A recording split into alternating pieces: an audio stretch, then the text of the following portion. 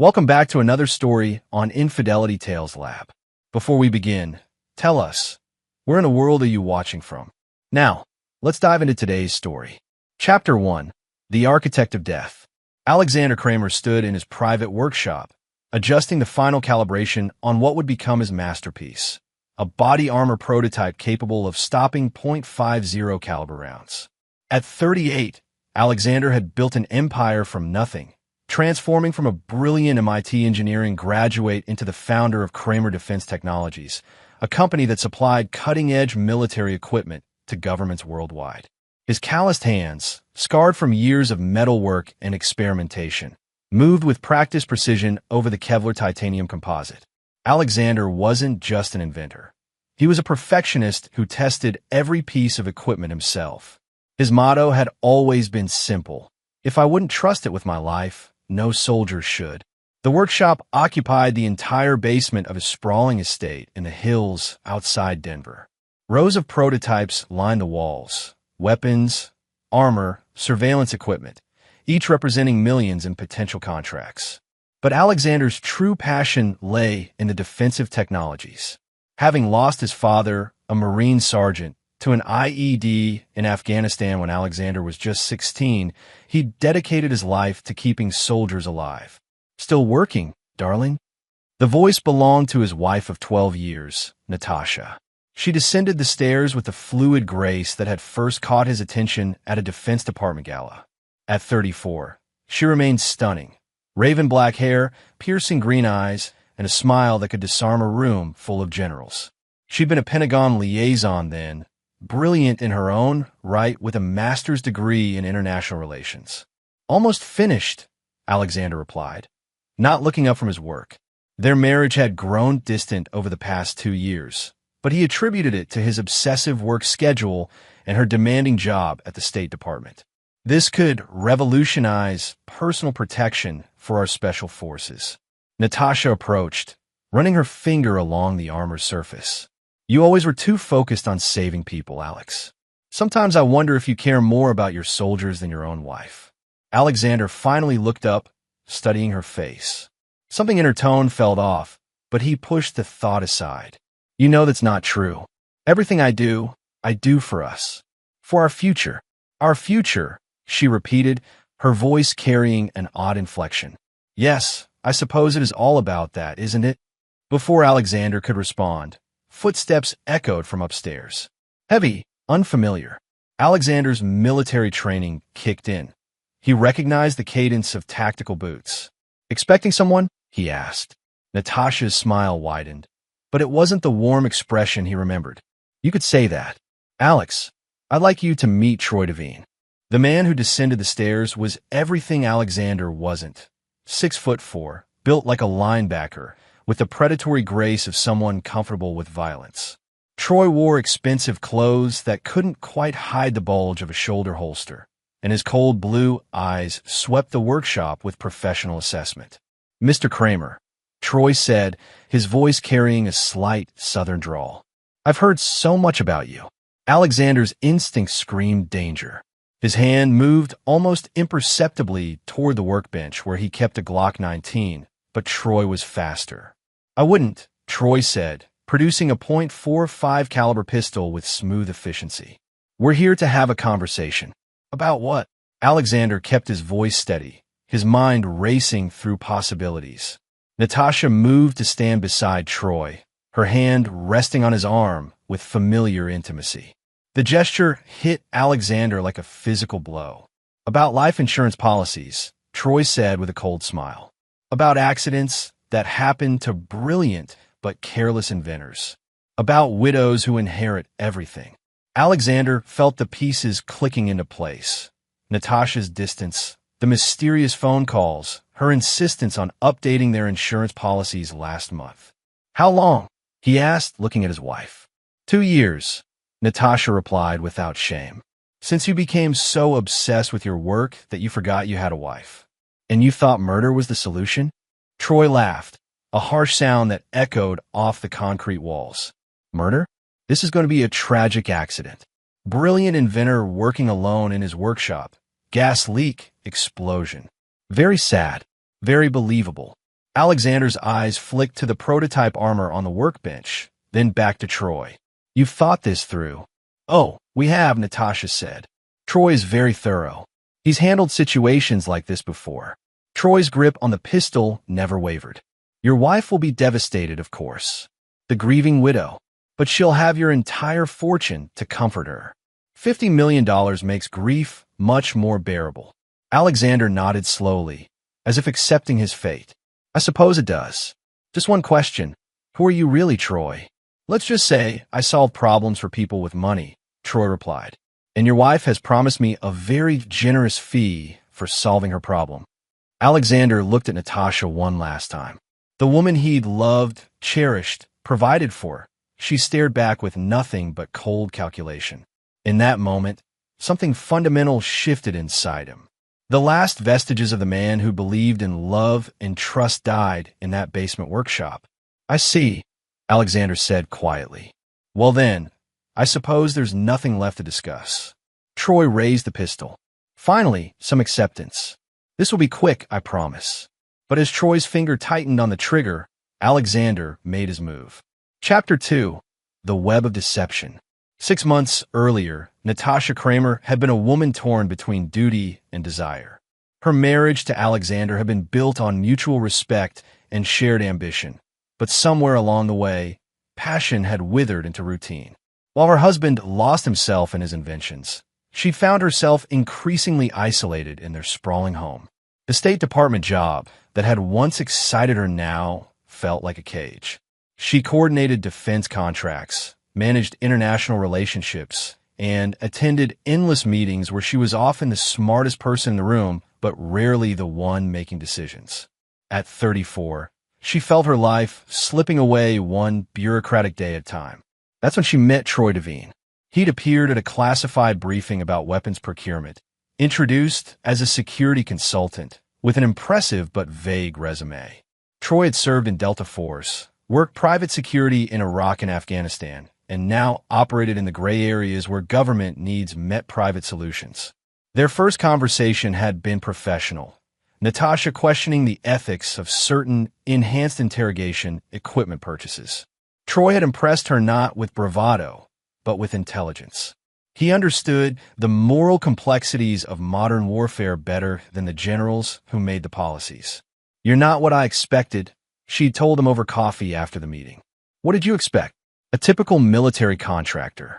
All testosterone and no brain. Troy's laugh had been genuine. I leave the testosterone to younger men. At 36, I prefer strategy to brute force. What followed was 3 months of intellectual seduction. Troy understood her frustrations with her marriage, her career, her life. He listened when Alexander no longer did. He challenged her mind when her husband only shared technical specifications. The physical affair began during a conference in Las Vegas. Natasha had convinced herself it was just sex, a temporary escape from a loveless marriage. But Troy had larger plans. Your husband is worth $50 million, he'd said one evening as they lay in a hotel room. And you're essentially his secretary. I'm not his secretary, Natasha protested. Then what are you? A wife he ignores? A brilliant woman wasted on someone who cares more about metal and Kevlar than human connection? Troy had done his homework. He knew about Alexander's will, his life insurance, his business structure. More importantly, he understood that Natasha's name was on everything, a gesture of trust that would become the foundation of betrayal. $50 million could buy you freedom, Troy continued. Real freedom. Not this gilded cage you're living in. Are you suggesting I divorce him? I'm suggesting you think about what you really want from life and what you're willing to do to get it. The idea had grown slowly in Natasha's mind like a cancer. At first, she dismissed it as fantasy. But as Alexander became more obsessed with his work, as their conversations dwindled to logistics about household management, the fantasy began to feel like necessity. Troy had connections, people who could make problems disappear.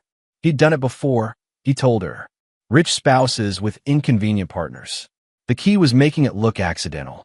Your husband's workshop is perfect, Troy explained during one of their planning sessions. Gas leak, electrical fire, explosion. Tragic accident. The brilliant inventor, too focused on his work to notice the danger. Natasha had insisted on certain conditions. It had to be quick. She wouldn't have Alexander suffer. And it had to be absolutely certain. She couldn't risk him surviving and discovering their betrayal. He's not stupid, she warned Troy. Alexander is brilliant. If he suspects anything, he won't, Troy assured her. Men like your husband live in their heads.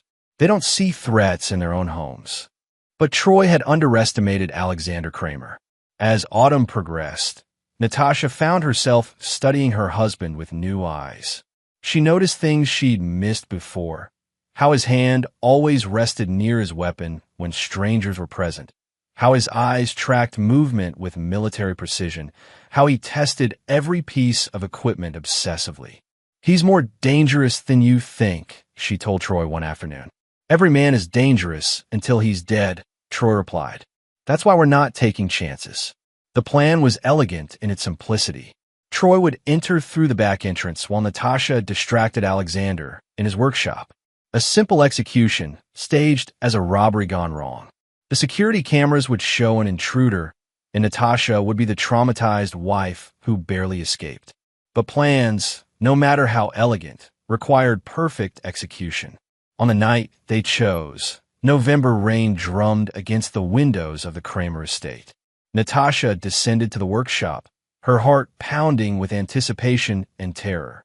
In a few hours, she would be free and rich beyond her current means. Alexander was working on his latest prototype, completely absorbed in his task. For a moment, Natasha felt a stab of something that might have been regret. This man had loved her, provided for her, trusted her completely. Then she thought about Troy, about freedom, about the life she could build with $50 million. Still working, darling, she said, beginning the performance that would end her marriage. And, she believed, her husband's life. As Troy descended the stairs and began his threats, Natasha watched Alexander's face carefully. She expected fear, pleading, perhaps anger. Instead, she saw something that chilled her more than Troy's gun ever could. She saw calculation. Alexander Kramer was planning something. Chapter 3: Death and Resurrection. The workshop erupted in controlled chaos as Alexander dove behind his workbench. Troy's first shot splintered wood where Alexander's head had been a split second before. The second shot took out a bank of monitors, showering the area with sparks and glass. You're only making this harder on yourself, Kramer, Troy shouted, advancing with professional calm. Come out and let's finish this clean. Alexander's mind raced through possibilities. The workshop had multiple exits, but Troy had positioned himself to cover the main stairway. The emergency exit led to a tunnel system Alexander had installed during construction, a paranoid precaution that might now save his life. Alex, please, Natasha called out, her voice carrying false emotion. Troy doesn't want to hurt you. Just come out and we can discuss this like adults. The hypocrisy of her words, spoken by a woman who'd planned his murder, ignited something cold and permanent in Alexander's chest. Whatever love he'd felt for Natasha crystallized into pure, calculating hatred. Discussion time is over, Alexander called back, his hand closing around the prototype armor he'd been working on. In one fluid motion, he pulled the vest over his head and activated the magnetic clasps. The titanium Kevlar composite settled against his chest like a second skin. Troy appeared around the edge of the workbench, pistol raised. Alexander rolled left as Troy fired, the bullet sparking off a metal cabinet. Alexander came up with a welding torch in his hand, igniting the flame as Troy adjusted his aim. Clever, Troy admitted, keeping his distance. But that torch has maybe a 3-foot range. This pistol has considerably more. Alexander began moving between equipment banks, using the torch to keep Troy at bay while working toward the emergency exit. But Troy was experienced. He'd hunted men before. Instead of following, he moved to cut off escape routes. You know what I don't understand? Troy said conversationally as he maneuvered. How a man smart enough to build military-grade equipment could be stupid enough to trust a woman like Natasha. Alexander paused behind a bank of testing equipment. What do you mean? She's been planning this for months. Every conversation, every touch, Every time she said she loved you, it was all calculation. She's quite good at it, actually. Very convincing. Troy, Natasha said sharply. That's enough. Why? He's about to die anyway. Might as well know the truth. Troy's voice grew closer. She picked me specifically, Kramer. Researched my background, made contact through her State Department connections. Your wife is a very thorough woman. Alexander absorbed this information, filing it away for later use. The emergency exit was 20 feet away, but he'd have to cross open ground to reach it. Of course, Troy continued, the real genius is in the planning. Your death tonight isn't random. It's been orchestrated. The security guards you trust? They've been given a night off. The alarm system? Mysteriously malfunctioned this afternoon. Even the weather is perfect. This rain will wash away any forensic evidence. Alexander understood now. This wasn't a crime of passion or opportunity. It was a military-style operation planned with precision and patience, which meant Troy was more dangerous than he'd initially assessed. The only thing I couldn't account for, Troy said, his voice indicating he was moving closer, was your equipment. Some of this stuff is impressive. Military grade. Almost makes me want to keep you alive long enough to demonstrate it. Alexander made his decision. In one explosive movement, he launched himself from cover, welding torch blazing. Troy was ready. He'd been expecting exactly this move. The pistol barked 3 times in rapid succession. 3.45 caliber bullets slammed into Alexander's chest with devastating force. The impact drove him backward, the welding torch flying from his hand to clatter across the concrete floor. Alexander collapsed, gasping, staring up at the ceiling as Troy and Natasha approached. 3 shots to the chest, Troy said with satisfaction, checking Alexander's pulse with professional thoroughness. He's finished. Natasha stared down at the man she'd lived with for 12 years. Blood was beginning to pool beneath him, and his breathing had become shallow and erratic. Now we are rich, Troy said, holstering his weapon. Time to call the police and start your grieving widow performance. They left Alexander bleeding on the concrete floor and headed upstairs to prepare their story. The rain continued to drum against the high windows, and thunder masked any sounds from below. What they didn't know, what Troy's professional paranoia hadn't accounted for, was that Alexander Kramer tested every piece of equipment personally. The prototype armor he wore hadn't just been designed to stop .50 caliber rounds. It had been tested, refined, and perfected over months of careful work. The 3 bullets had penetrated the outer layer of Kevlar, but been stopped cold by the titanium composite core. The impacts had knocked the wind from Alexander's lungs and would leave massive bruises, but the armor had performed exactly as designed. Alexander lay still for 10 minutes, listening to footsteps above, waiting for his breathing to return to normal. Then he carefully rolled over and examined the bullets that had fallen to the floor. .45 caliber, hollow point, designed to cause maximum damage. He stood slowly, removing the armor and examining the impact points. 3 perfect impressions in the titanium, but no penetration. The vest had saved his life, just as he'd known it would. From upstairs, he could hear Natasha's voice, high and panicked, speaking to someone on the phone. Please send someone quickly. There's been a break-in. My husband. I think he's been shot. Alexander smiled grimly. His wife was an excellent actress. Moving silently, he activated the emergency exit and slipped into the tunnel system that connected his workshop to a hidden exit half a mile away. Behind him, sirens were beginning to wail in the distance. By the time police arrived to find Alexander Kramer's body, missing and blood evidence suggesting a wounded man had crawled away to die, Alexander was already gone. The official investigation would conclude that the wounded inventor had somehow escaped, likely dying somewhere in the wilderness during the storm. But Alexander Kramer hadn't died in that workshop. The man who believed in love, trust, and human decency, that man was dead. What emerged from the tunnel into the cold November rain was something far more dangerous. A predator with unlimited resources, military training, and nothing left to lose. The real Alexander Kramer had been forged in that moment of betrayal, tempered by his wife's calculated cruelty and Troy's professional brutality. Now it was time for them to meet the monster they had created. Chapter 4. The Phoenix Rises. 3 weeks after his supposed death, Alexander Kramer sat in a rented warehouse in the industrial district of Cleveland, studying surveillance photographs of his own funeral. The images showed Natasha in black, weeping convincingly as she accepted condolences from business associates, government officials, and friends who had no idea they were mourning a man very much alive. Troy Devine stood beside her in the photos, playing the role of supportive friend, the security consultant who had tried to save her husband but arrived too late.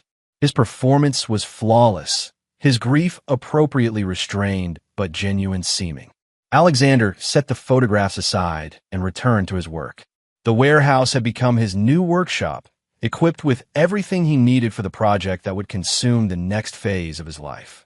He'd purchased the building through a shell company, using accounts Natasha knew nothing about, preparation for a paranoia that had proven justified. His reflection in the black computer screen showed a changed man. Alexander had lost 20 pounds in 3 weeks, his face gaunt from stress and determination. A beard now covered his jaw, and he'd dyed his hair dark brown. But the most significant change was in his eyes. The warmth and humanity that had once defined him had been replaced by something cold and calculating. The official investigation into his disappearance had concluded exactly as planned. The FBI had found evidence of a struggle, blood loss consistent with serious injury, and a trail leading into the wilderness. With no body recovered and winter storms destroying any potential evidence, Alexander Kramer had been declared legally dead. His estate, valued at $52 million, had passed to his loving widow. Alexander had spent the weeks since his death planning. Not the quick, violent revenge that his rage demanded, but something far more sophisticated. Troy and Natasha had destroyed his old life with careful planning and patience. He would return the favor. A knock at the warehouse door interrupted his thoughts. Alexander checked the security monitors, then opened the door to admit Gene Briggs, a former Delta Force operator who'd served under his father in Afghanistan. "You look like hell, Alex," Gene said, studying his old friend's transformed appearance. "I feel worse," Alexander replied. "Thank you for coming." Gene had been Alexander's first recruitment. At 42, he was a veteran of 3 tours in Iraq and Afghanistan, with skills in surveillance, infiltration, and what the military euphemistically called direct action. More importantly, he was one of the few people who'd known Alexander's father personally. "Still can't believe it," Gene said, accepting a cup of coffee. "Natasha seemed like such a decent woman." "That was her greatest weapon," Alexander replied. "I trusted her completely, shared everything with her, gave her access to accounts, security codes, business information. She knew exactly how to destroy me because I taught her how." And this Troy character? Alexander activated a wall-mounted display showing Troy's photograph and service record.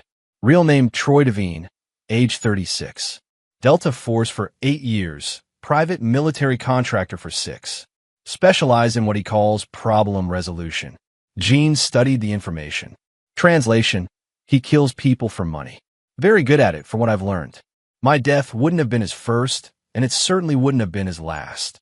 Alexander pulled up additional files.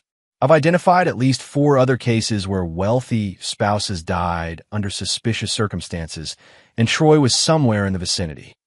"You think Natasha knows?" "I think Natasha is many things, but naive isn't one of them.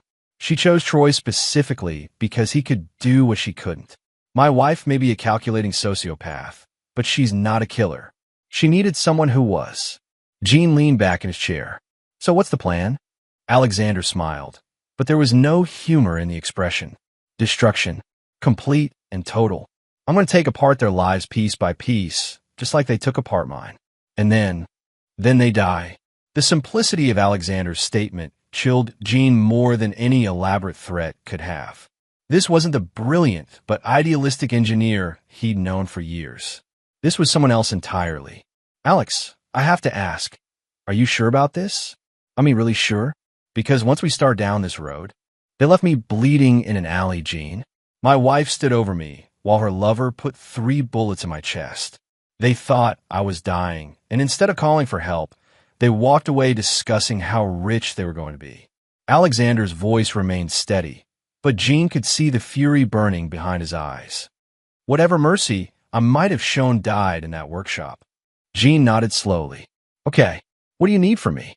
Alexander activated another display, showing detailed floor plans and surveillance photos. Troy and Natasha think they're untouchable. They've covered their tracks, established their alibis, and they're beginning to enjoy their new life. That complacency is going to be their downfall. The display showed Natasha's new routine. She'd moved into a downtown penthouse, citing too many painful memories in the family home. Troy maintained his own apartment, but spent most nights with her. Both had been careful not to appear too comfortable too quickly, maintaining the fiction of grief while gradually transitioning into their new life. Phase 1 is surveillance and intelligence gathering. Alexander continued. I need to know everything about their routines, their security measures, their weaknesses. More importantly, I need to understand their relationship dynamic. You think they might turn on each other? I'm counting on it. Natasha is intelligent but emotionally volatile. Troy is a professional killer, but he's also greedy and arrogant.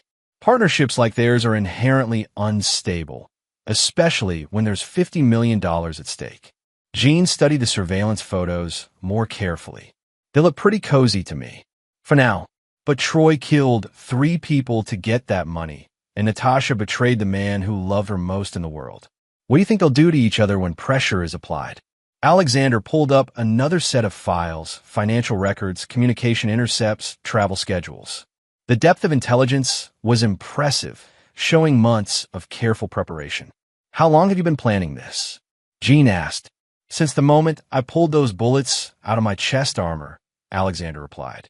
I've spent 3 weeks learning everything there is to know about my enemies. Their bank accounts, their habits, their fears, their secrets. By the time I'm finished with them, they'll beg me to end their lives. Jean looked at his old friend with new understanding. The Alexander Kramer he'd known had been a brilliant engineer and a decent man. This version was something far more dangerous. A predator with unlimited resources and nothing left to lose. When do we start? Jean asked. Alexander turned back to his computers, already pulling up the next phase of his plan. We already have. Troy and Natasha just don't know it yet. Chapter 5. Allies in the Shadows.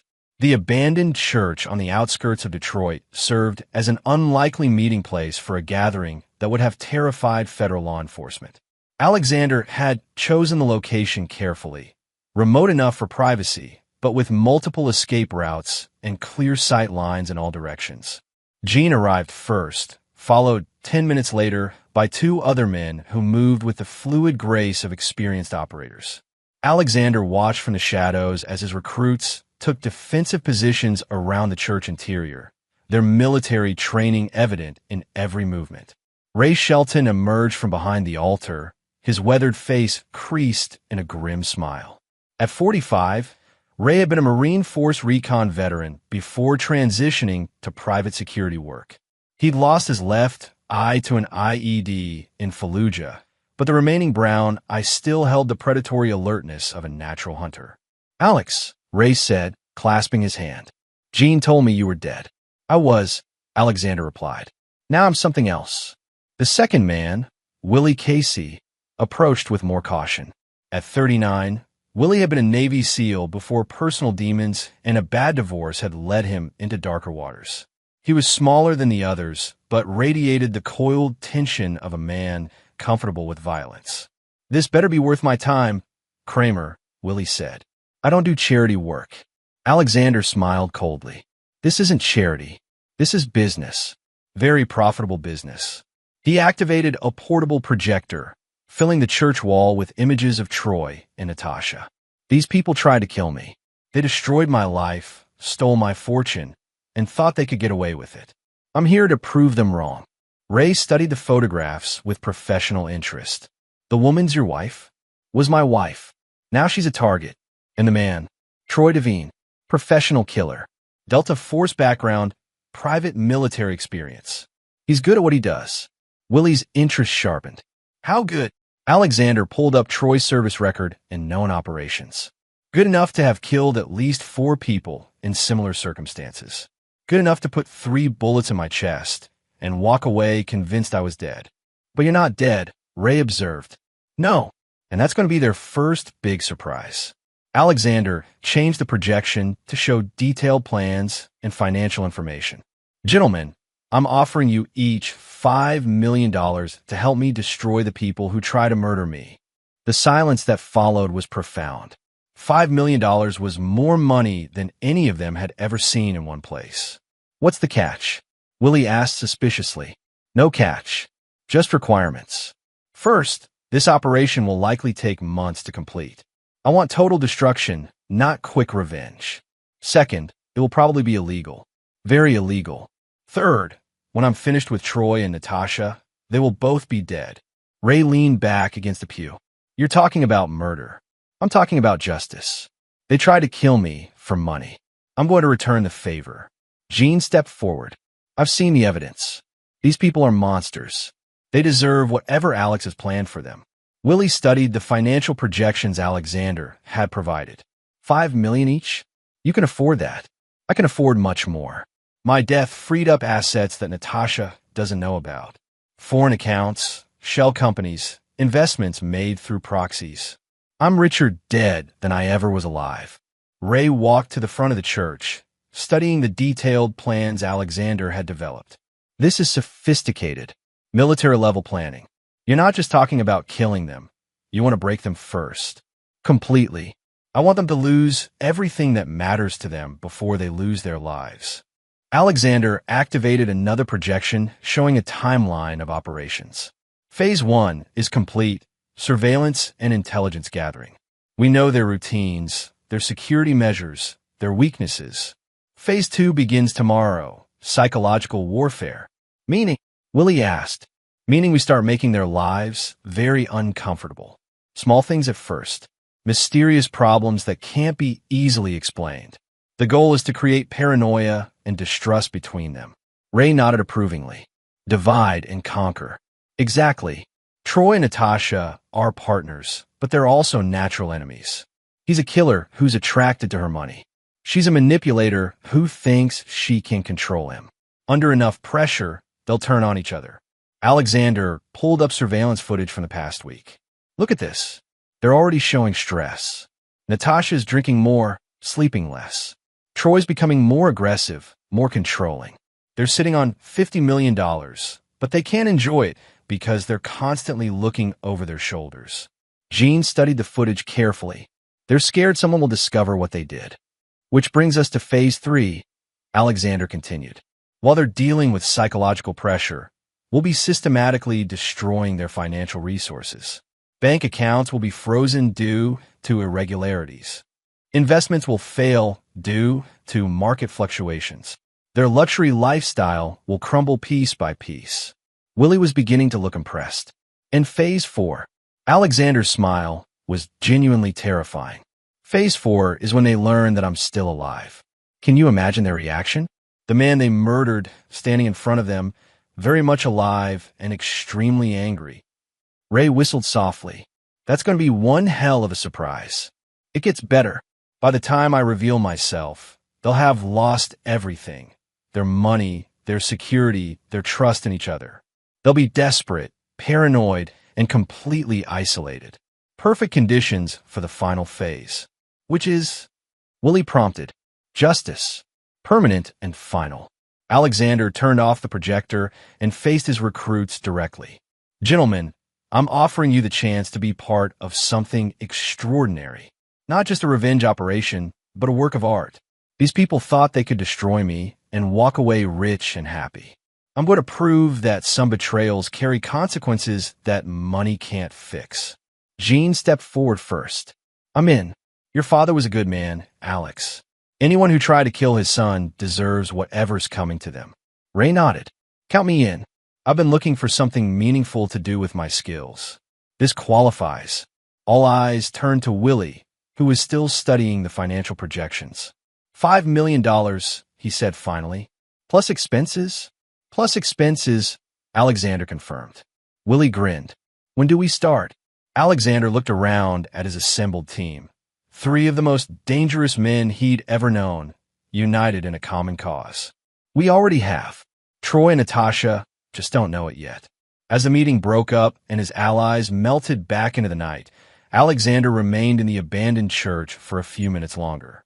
Tomorrow would begin the systematic destruction of everything Troy and Natasha held dear. They had created a monster when they betrayed him.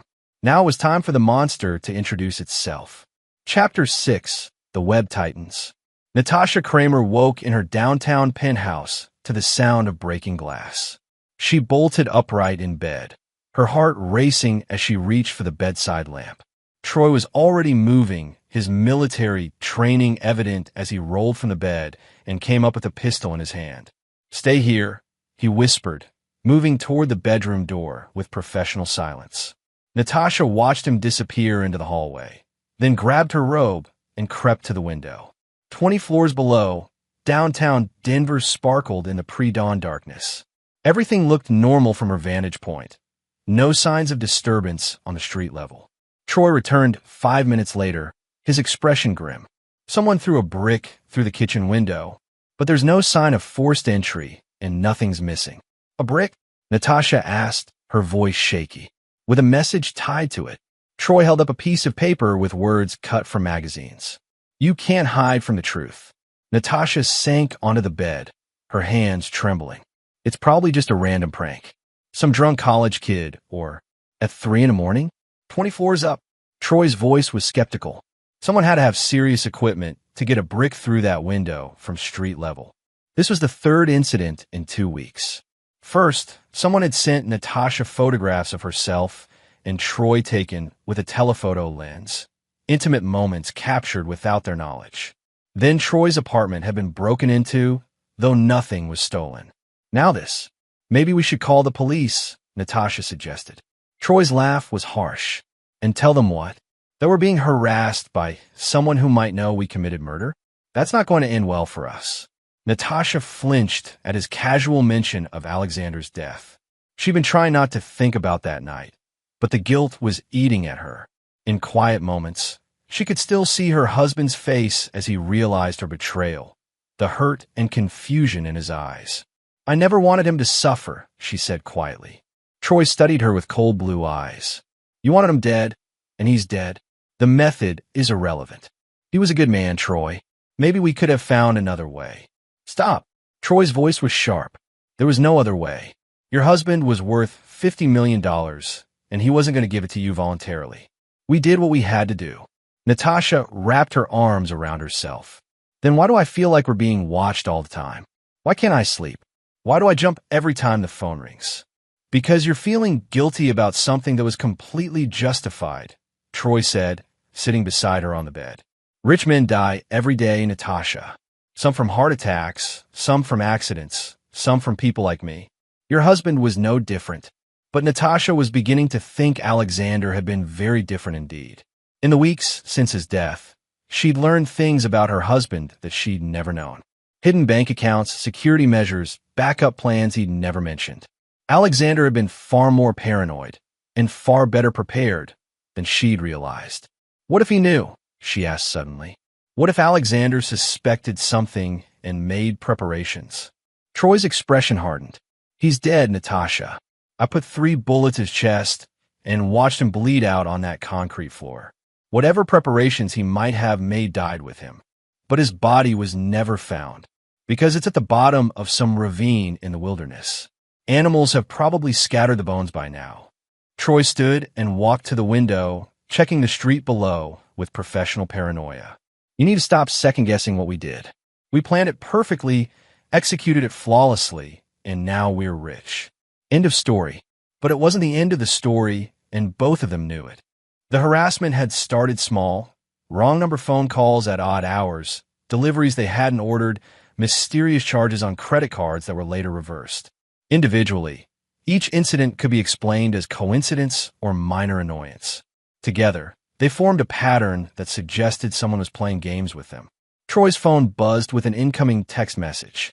He read it, and his face went pale. "What?" Natasha asked. Troy showed her the screen. The message was from an unknown number but the content was chilling. 3 bullets to the chest. He's finished. Now we are rich. Those were Troy's exact words from the night of Alexander's murder. Someone was listening, Natasha whispered. Troy was already moving, checking windows and doors with systematic thoroughness. Impossible. I swept that house for surveillance equipment before we moved. The only people who heard those words were you and me. Then how? Another text arrived, this one with an attached photograph. It showed Troy and Natasha in the workshop, standing over Alexander's supposedly dead body. The image quality was grainy, but clear enough to be damning evidence. Troy's hands shook as he deleted the messages. We need to leave. Now. Leave? Where are we going to go? Somewhere safe while I figure out who's doing this. Troy was already packing, his movements sharp and efficient. Someone knows what we did, and they're playing with us. That means we're in danger. Natasha watched him pack, weapons along with clothes. You think they want money? Blackmail? I don't know what they want, but I'm not waiting around to find out. Troy stopped packing and looked at her directly. Natasha, I need you to understand something. If someone has evidence of what we did, they have the power to destroy us both. That makes them extremely dangerous. So what are you saying?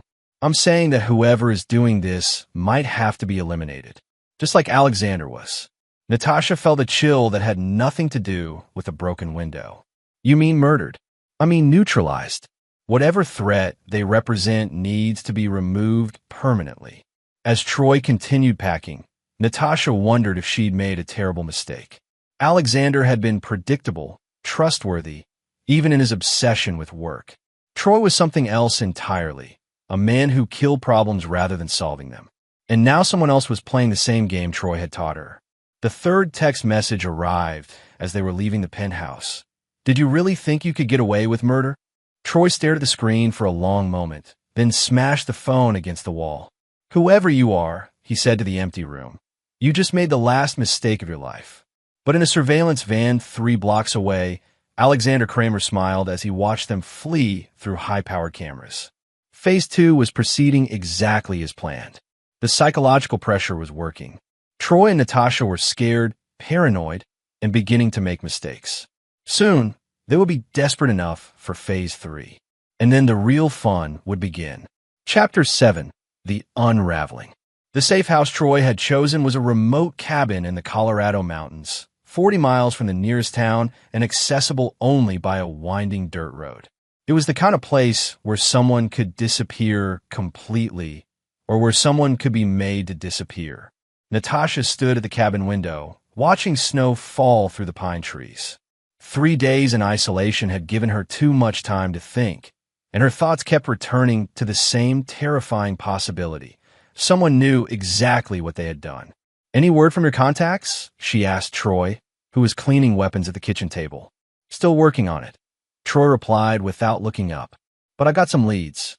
Someone's been asking questions about us in certain circles. What kind of questions? The kind that suggests they know more than they should. Troy's voice was grim. Professional questions. Someone with serious resources is investigating us. Natasha felt her stomach tighten. You think it's law enforcement? No. Cops would have arrested us by now if they had evidence. This is something else. Someone private. The satellite phone on the table rang, making both of them jump. Troy answered it cautiously. Yeah. He listened for a moment, then his face went white. You're sure? Absolutely sure? Another pause. Okay, thanks. He hung up and stared at Natasha with an expression she'd never seen before. Genuine fear. What? She demanded. That was my contact at the FBI. Someone's been making inquiries about Alexander's death investigation, asking for files, forensic reports, witness statements. A private investigator? No. Someone with government clearance high enough to access classified materials. Troy set down his pistol and looked at her directly. Natasha, someone with serious connections, is investigating your husband's murder. The implications hit her like a physical blow. You think Alexander had allies we didn't know about? I think your husband was more connected than we realized. Military contracts, government work, classified projects. He had relationships we never considered. Natasha sank into a chair as the full weight of their situation became clear. They'd assumed Alexander was an isolated genius with no one to miss him except his wife. But what if he'd had friends in dangerous places? People who wouldn't accept his death without thorough investigation? The satellite phone rang again. This time, Troy let it go to voicemail. When he played back the message, a digitally distorted voice filled the cabin. "You killed the wrong man, Troy. Alexander Kramer had friends. Powerful friends. And we know what you did." Troy's hand moved instinctively to his weapon. "We need to leave. Now, where are we going to go? If someone with government connections is after us." "There are places," Troy interrupted. "Countries with no extradition treaties. People who can provide new identities for the right price. You want us to become fugitives? I want us to stay alive." Troy was already packing again, his movements urgent. Whoever is doing this isn't playing games anymore. That message was a declaration of war. As if summoned by his words, the lights went out. The cabin plunged into complete darkness, the only illumination coming from the snow-reflected moonlight through the windows. Troy drew his pistol and moved to the window, peering into the forest. "See anything?" Natasha whispered. "Nothing. But they're out there."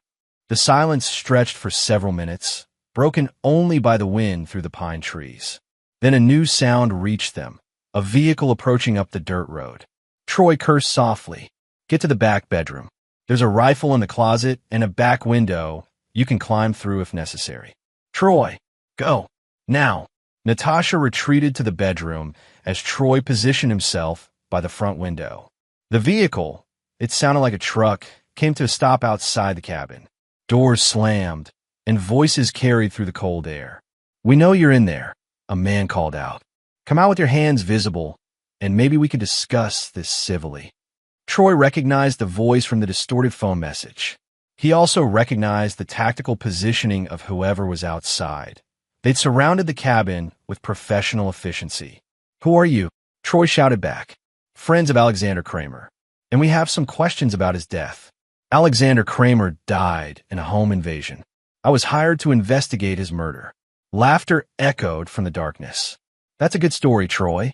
Too bad we know better." A spotlight suddenly blazed through the window, blinding Troy momentarily. When his vision cleared, he could see armed figures positioned around the cabin perimeter. "You have 10 seconds to come out," the voice called. "After that, we come in." Troy made his decision. Instead of surrendering, he opened fire through the front window, his shots sparking off the spotlight and sending the attackers diving for cover.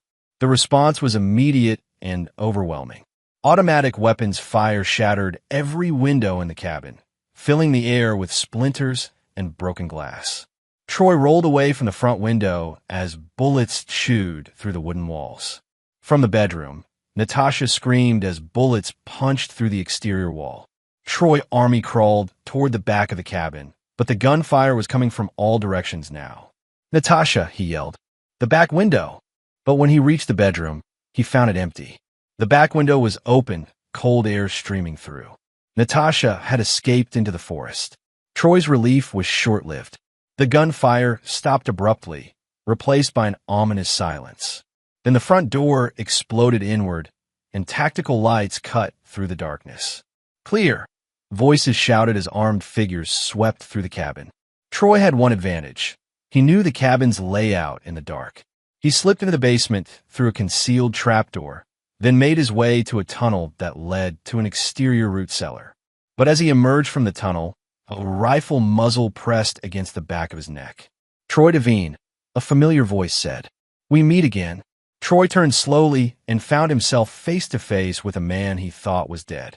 Alexander Kramer stood in the moonlight, very much alive, wearing military fatigues and holding an assault rifle with casual competence. His face was leaner than Troy remembered, his eyes harder, but he was unmistakably the man Troy had shot 3 times in the chest. "Impossible," Troy whispered. Alexander smiled, but there was no warmth in the expression. "Prototype body armor. I designed it myself. Turns out it works quite well against .45 caliber pistol rounds." The reality of the situation crashed over Troy like a physical blow. "You've been alive this whole time." "Very much so. And I've been watching you and my dear wife enjoy the fortune you stole from me." Alexander's voice was conversational, but Troy could hear the controlled rage beneath. $50 million. That's what my life was worth to you, wasn't it? Troy's hand moved toward his sidearm, but Alexander was faster. The rifle but caught him across the temple, dropping him to his knees. I wouldn't, Alexander advised. My friends have you surrounded, and they're very eager to discuss your recent activities. From the forest, Natasha's scream echoed through the night. Troy looked up to see her being escorted out of the trees by two armed men, her hands zip-tied behind her back. When she saw Alexander, her face went white with shock and terror. "Hello, darling," Alexander said pleasantly. "Did you miss me?" As Troy and Natasha were forced to their knees in the snow, Alexander walked slowly around them, savoring the moment he'd been planning for months. "I have to admit," he said, "you two put together an impressive plan. Very thorough, very professional. If it weren't for one small detail, it would have worked perfectly." "What detail?" Troy asked. Alexander smiled. "You assumed I trusted my wife completely. But the truth is, I stopped trusting Natasha months ago. Her phone calls, her mysterious absences, her sudden interest in our finances. I knew something was wrong." Natasha stared at him in horror. "You knew." "I suspected. So I took precautions. Backup plans, hidden assets, insurance policies." Alexander's voice grew colder. "What I didn't expect was that my wife would try to have me murdered. That was a surprise, I'll admit." Troy was calculating odds, looking for an escape route. But Alexander's men had positioned themselves with military precision, blocking every avenue of retreat. "So what now?" Troy asked. "You're going to kill us?" Alexander appeared to consider the question seriously. "Eventually. But first, I want you to experience something that you put me through, the complete destruction of everything you hold dear." He gestured to his men, who began moving toward their vehicles. "You see, Troy, Natasha, this is just the beginning. What you've experienced so far, the harassment, the surveillance, the fear, that was nothing compared to what's coming next." As they were loaded into separate vehicles, Alexander leaned close to Natasha's ear. "I loved you," he whispered. "I would have given you anything. But you chose greed over love and betrayal over loyalty. Now you're going to learn what that choice really costs." The convoy pulled away from the burning cabin, carrying Troy and Natasha toward a fate that would make their original plan seem merciful by comparison. Behind them, the mountains kept their secrets, and Alexander Kramer's revenge entered its final, most brutal phase. Chapter 8. The Price of Betrayal. The warehouse where Alexander brought his prisoners had been modified specifically for this purpose. Soundproof walls, controlled ventilation, and no exterior windows. It was the kind of place where screams would go unheard and where people could disappear without a trace. Troy and Natasha were secured in separate rooms, each chained to a chair, but able to see each other through a large one-way mirror. Alexander wanted them to witness each other's suffering, psychological torture as effective as any physical pain. "Welcome to your new home," Alexander said, his voice carrying through speakers into both rooms. "I do hope you'll be comfortable. You're going to be here for quite some time." Through the mirror, Troy could see Natasha straining against her restraints, terror evident in every line of her body. He'd been trained to resist interrogation, but watching someone else suffer was far harder than enduring it himself. "What do you want from us?" Troy shouted. Alexander's voice remained calm and conversational. "I want you to understand something, Troy. When you tried to kill me, you made a fundamental error in judgment. You assumed I was just another rich civilian, soft, weak, unprepared for violence." Images began playing on screens mounted around both rooms. Security footage from the workshop, showing the night of the murder attempt in brutal detail. "But you see," Alexander continued, "I'm not just a defense contractor. I'm a man who designs weapons for people who kill for a living. I understand violence. I've studied it, perfected it, and now I'm going to demonstrate it." The footage showed Troy's 3 shots, Alexander's fall, and the moment when Troy and Natasha left him for dead. But new camera angles revealed something Troy hadn't known. Alexander putting on the prototype armor just before the confrontation began. "You were set up from the moment you entered my house," Alexander explained. I knew what you were planning because I know my wife better than she knows herself. Natasha can't hide her emotions, and she'd been broadcasting guilt and excitement for weeks. Natasha's voice came through the speakers, high and desperate. Alex, please. I'm sorry. I never wanted to hurt you. But you did hurt me, Alexander replied. Profoundly. Not just the bullets. Those were nothing. You hurt me by destroying 12 years of love and trust. By choosing greed over loyalty. By proving that everything I believed about you was a lie. Jean Briggs entered the observation room, where Alexander was monitoring his prisoners. The financial transfers are complete. Every account they had access to has been emptied. Alexander nodded without taking his eyes off the monitors. How much? 52 million in total. Their stolen fortune has been redistributed to military charities and veterans organizations. They're completely broke. On the screens, Alexander could see Troy testing his restraints with professional thoroughness. The former Delta Force operator was looking for weaknesses, escape routes, anything that might give him an advantage. Troy, Alexander said through the speakers, you're wasting your time. Those restraints were designed by the same man who created the armor that saved my life. They're quite literally unbreakable. Troy stopped struggling and stared directly at the camera. You want to kill us? Then do it. Stop playing games. Oh, but I enjoy the games, Troy. And we're just getting started. Alexander activated another set of screens, these showing live footage from locations around the country. Tell me, do you recognize these places? Troy's face went pale as he saw surveillance footage of his sister's house in Phoenix, his elderly mother's apartment in Chicago, and his nephew's college dormitory in California. You see, I've spent considerable time researching your background, your family, your friends, everyone you care about. Just like your research mine. Leave them out of this, Troy snarled. They had nothing to do with what happened. Neither did I initially, but that didn't stop you from trying to murder me. Alexander's voice grew colder. However, I'm not like you, Troy.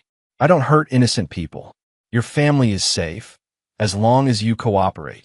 Alexander switched the focus to Natasha's room. Now, my dear wife, let's discuss your situation. Do you remember our wedding vows? In sickness and in health, for richer or poorer, till death do us part.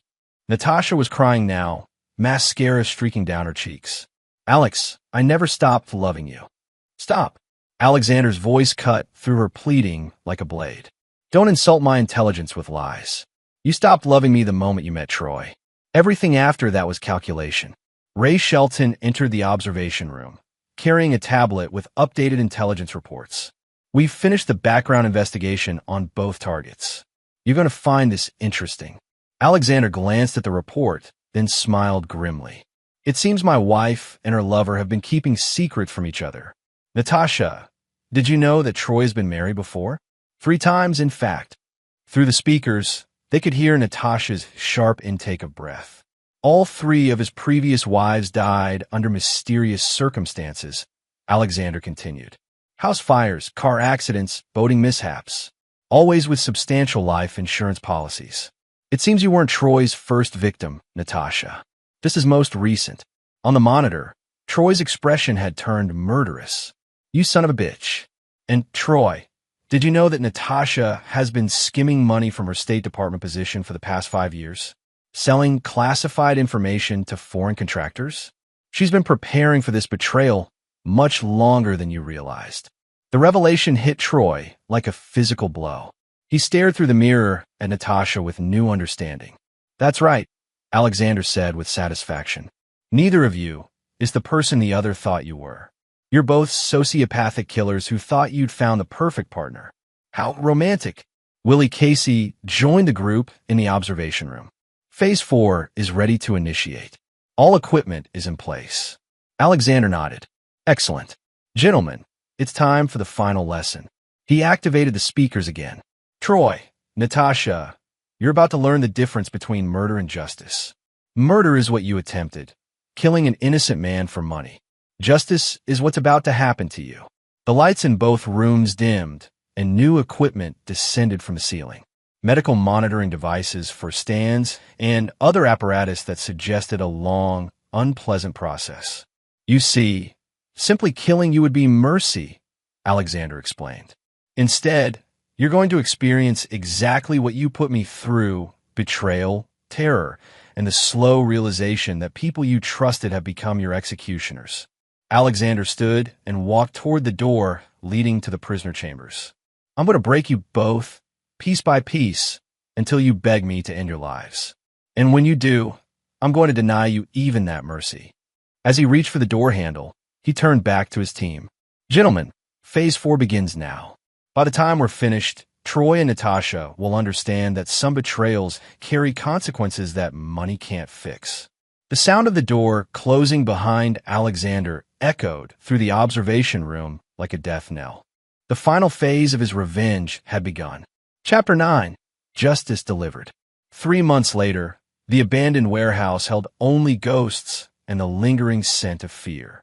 Alexander stood in the empty room where Troy and Natasha had spent their final weeks, remembering the sounds that had echoed through these walls.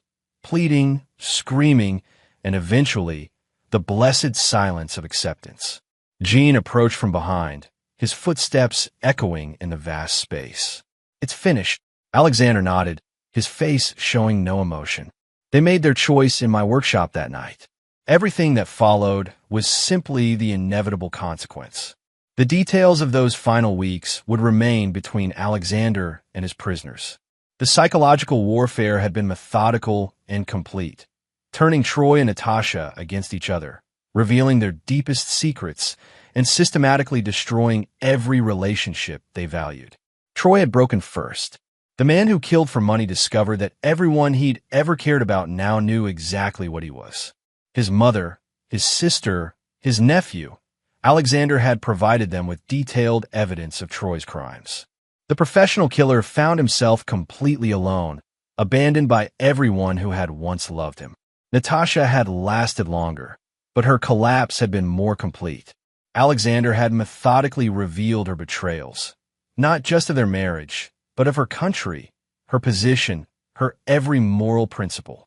By the end, she was begging not for mercy, but for forgiveness from a man she'd tried to murder. Any regrets? Gene asked. Alexander considered the question seriously. None. They chose to destroy my life for money. I simply returned the favor.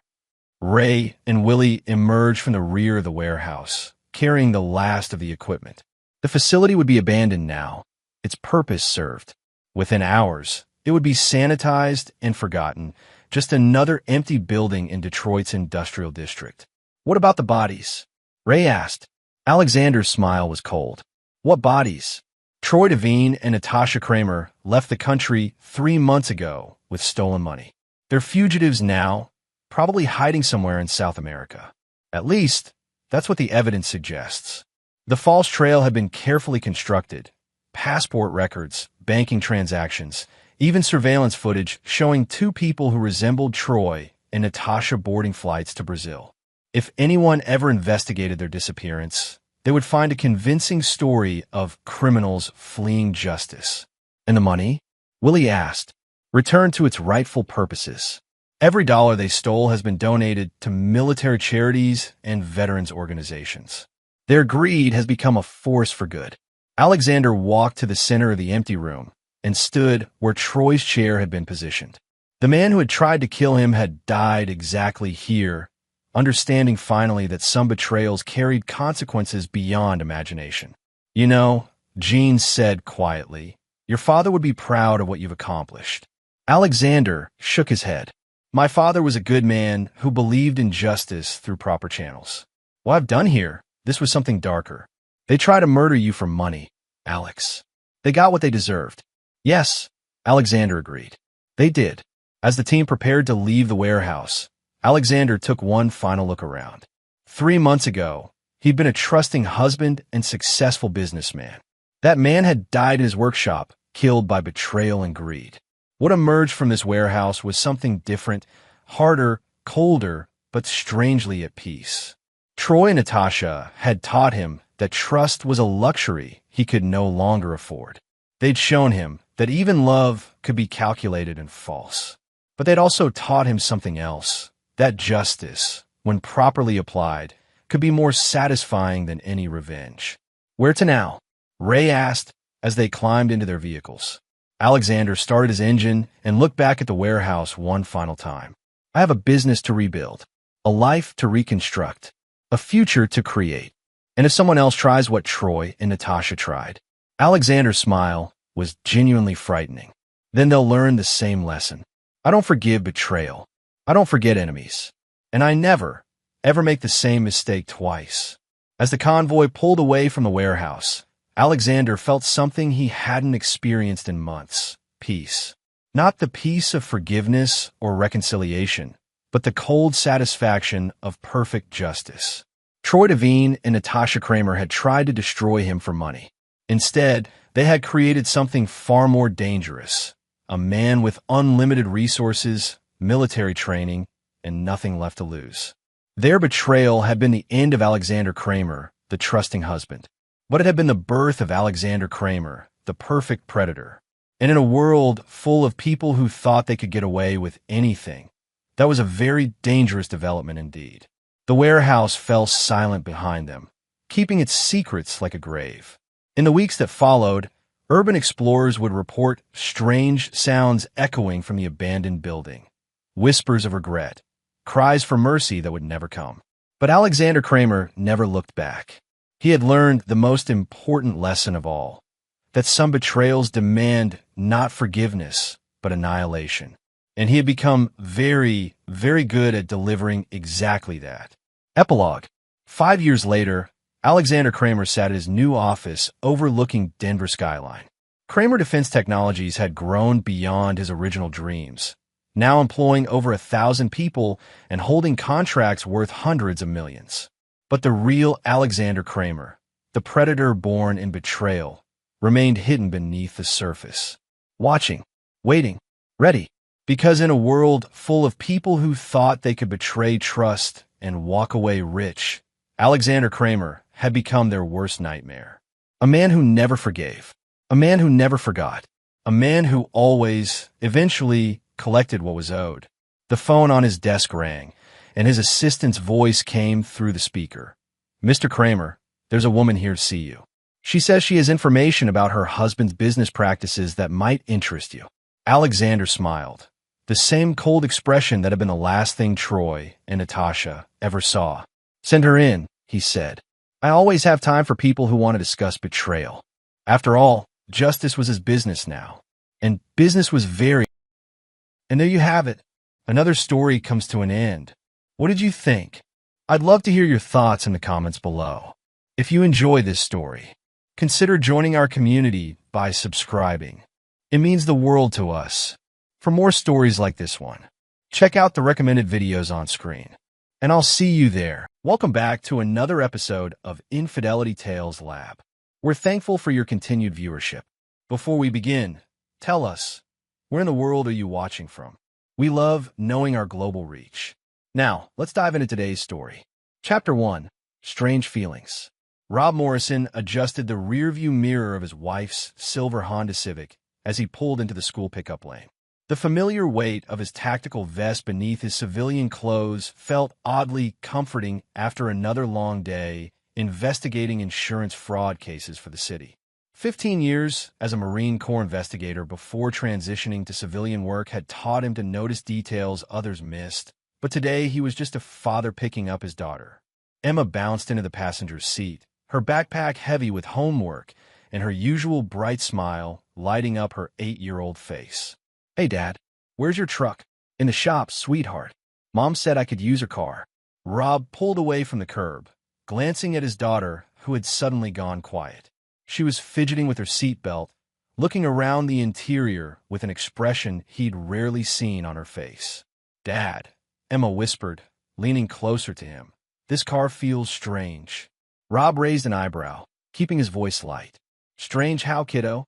Emma scrunched her nose, her small fingers tracing the edge of the seat. "It smells different. And the seat, it's not how Mom usually has it. And there's this." She held up a gas station receipt from the floor that wasn't from their usual station. "Mom never goes to Shell." Something cold settled in Rob's stomach. His investigative instincts kicked in automatically as he processed Emma's observations. The seat position was indeed different, pushed back further than Lisa's petite frame would require. The faint scent of masculine cologne lingered beneath the usual vanilla air freshener his wife preferred. "You know what, Em? Let's take a taxi home instead. I just remembered your mom might need her car later." Emma looked confused but nodded. Rob pulled into a nearby shopping center and called a cab, his mind racing through possibilities he didn't want to consider. As they waited, he casually walked around the Honda, noting the higher mileage than expected and a small scratch on the passenger door that hadn't been there last week. The taxi ride home was filled with Emma's chatter about her school day, but Rob's responses were automatic. 17 years of marriage to Lisa, and she'd never mentioned having car trouble or lending it to anyone.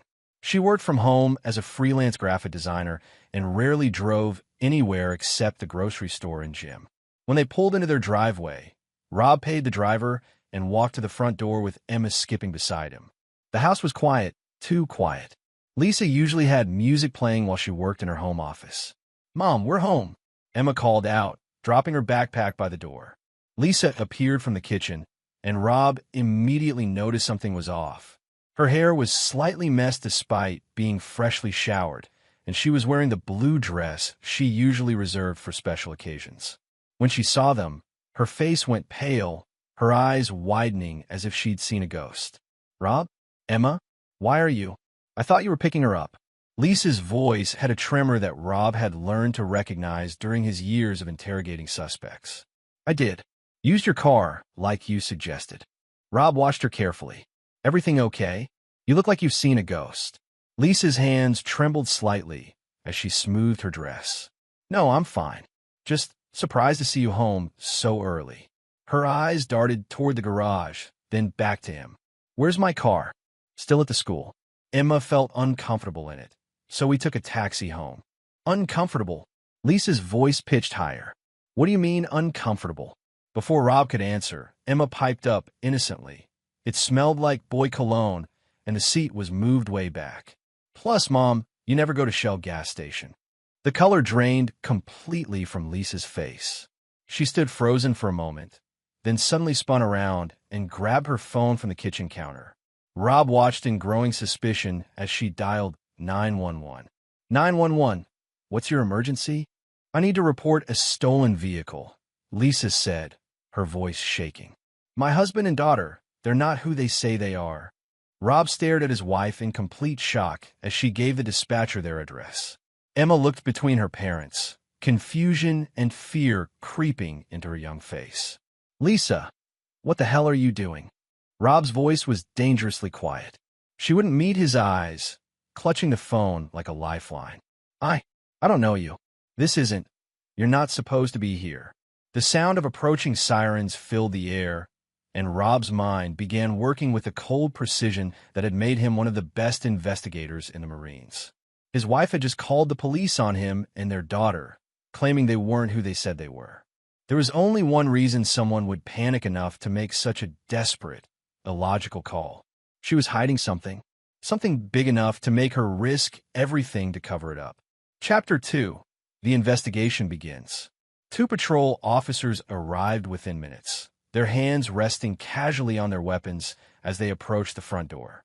Rob recognized the lead officer, Detective Mike Torres, from his insurance investigation days, and felt a small measure of relief.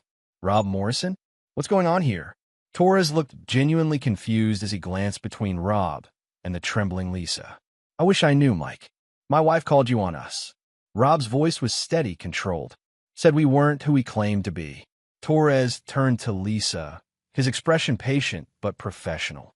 "Ma'am, can you explain the situation?" Lisa's story fell apart within minutes. She couldn't explain why she thought her husband and daughter were imposters, couldn't provide any evidence of identity theft or home invasion. Her hands shook as she tried to answer basic questions about when she'd last seen her real family. "Mrs. Morrison," Torres said gently, "I've known your husband for 3 years. This is definitely Rob Morrison, and that's your daughter, Emma. Are you feeling all right? Have you taken any medication today?" Rob watched his wife realize her mistake, saw the moment panic turn to humiliation and then to something that looked almost like regret. She canceled the report, claiming stress from work deadlines had made her confused and paranoid. After the officers left, Lisa immediately retreated to their bedroom, claiming a headache. Emma, still confused and frightened by the whole incident, curled up next to Rob on the couch. "Daddy, why did Mom call the police on us?" Rob smoothed his daughter's hair, his mind cataloging every detail from the afternoon. "Sometimes grown-ups make mistakes when they're scared or confused, sweetheart. Mom's just having a tough day." But Rob knew it wasn't confusion. In 17 years of marriage, through military deployments, job changes, and family stress, Lisa had never once acted irrationally. She was hiding something, and her panic response told him it was significant. That night, after Emma was asleep, Rob began what he did best, investigating. He started with the Honda, using a flashlight to examine every inch of the interior. The masculine cologne scent was stronger near the driver's seat. He found a single dark hair on the headrest that was definitely not his or Lisa's. In the glove compartment, beneath the registration, was a napkin from Rosario's Italian restaurant, a place Lisa claimed to have never visited. Rob photographed everything with the methodical precision of his military training. The gas station receipt Emma had found was dated 3 days ago at 2:47 p.m., a time when Lisa claimed to be in back-to-back video conferences. He checked her computer's browser history and found the gaps where sessions had been deleted. His phone buzzed with a text from his old Marine buddy, Danny Walsh, who now ran a private security firm. "Beer tomorrow? Haven't heard from you in weeks." Rob stared at the message, remembering something Lisa had mentioned about Danny calling the house recently. She'd said he was just checking in, but now Rob wondered if there was more to it. The next morning, Lisa acted as if nothing had happened. She made Emma's lunch with unusual attentiveness, kissed Rob goodbye with forced normalcy, and settled in her home office as if yesterday's breakdown was just a bad dream. Rob drove Emma to school in his repaired truck, then made a detour to Rosario's Italian restaurant. The lunch crowd hadn't arrived yet, and the manager, a middle-aged Italian woman named Maria, was happy to chat. "Sure, I remember her," Maria said, looking at Lisa's photo on Rob's phone. "She's been coming in regularly for about 2 months. Always with the same guy, tall, dark hair, very handsome. They usually sit in the corner booth, very cozy if you know what I mean." Rob's blood went cold. "Can you describe the man?" "Italian-looking, maybe late 30s. Always wore expensive suits. Tipped well. They seemed very intimate." Rob thanked Maria and sat in his truck outside the restaurant, pieces falling into place. Lisa's new workout schedule, her sudden interest in expensive clothes, the way she'd started taking phone calls in private. He'd attributed it to midlife restlessness, but now he saw it for what it was. His phone rang. Danny Walsh. "Rob, we need to talk. It's about Lisa." "What about her?" Danny's voice was heavy with reluctance. "Meet me at Murphy's bar in an hour. There's something you need to know." An hour later, Rob sat across from his oldest friend in a dimly lit corner booth, nursing a beer he didn't want. Danny looked uncomfortable, guilt written across his weathered face. "I should have told you sooner," Danny began. "But I hoped it would burn out on its own. Just say it. Lisa's been having an affair. For about 3 months now. The guy's name is Vincent Romano. He's not good news, Rob." Rob's expression didn't change, but Danny had known him long enough to see the dangerous stillness that meant his friend was calculating. "What kind of not good news?" "He runs a high-end auto detailing business, but that's not his real income. Romano's connected to some bad people. Money laundering, probably. The kind of guy who thinks he's untouchable because he's got protection." "How do you know all this?" Danny shifted uncomfortably.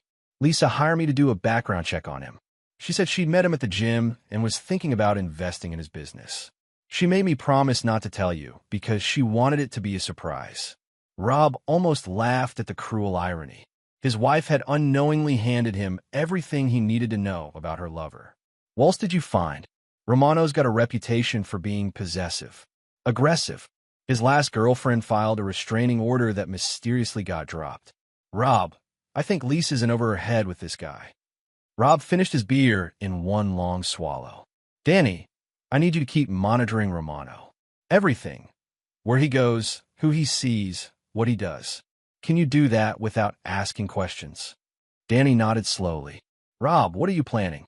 Rob stood up, his face as cold and impassive as it had been during the worst moments of his military service. "I'm going to remind some people that there are consequences for betraying the wrong man." As he walked out of the bar, Rob's mind was already working through possibilities. Vincent Romano had made the mistake of thinking Rob Morrison was just another cuckolded husband. Lisa had made the mistake of thinking her betrayal would go unnoticed. They were both about to learn that some men don't forgive. They destroy. Chapter 3. The Ruthless Truth. Rob spent the next week playing the role of oblivious husband while gathering intelligence with military precision. He installed hidden cameras in their home, placed a GPS tracker on Lisa's car, and used his law enforcement contacts to build a comprehensive profile on Vincent Romano. What he discovered made his blood run cold for reasons beyond simple adultery. Romano wasn't just a criminal. He was a predator who specialized in seducing married women, gaining their trust, then systematically destroying their lives for profit. He had a pattern: affair, emotional manipulation, access to family finances, then blackmail. 3 previous victims had lost their homes, their marriages, and their children to Romano's schemes. But what made Rob's vision go red with rage was the discovery that Romano had been asking Lisa detailed questions about Emma's schedule, her school, her activities. Phone recordings captured him suggesting Lisa bring Emma around sometime, claiming he was good with kids. Rob sat in his truck outside Emma's school, hands clenched on the steering wheel as he listened to the recorded conversation through earbuds. Lisa's laughing response that Emma would love you made him see spots of black fury. His phone buzzed with a text from Lisa: "Working late tonight. Client dinner. Don't wait up." Rob checked the GPS. She was at Romano's apartment. That evening, after putting Emma to bed with extra attention and love, Rob drove to Romano's building. It was an upscale complex with poor security, typical of men who felt untouchable. Rob's military training made bypassing the locked child's play. Romano's apartment was exactly what Rob expected: expensive furniture, tacky art, and photos of himself with various women.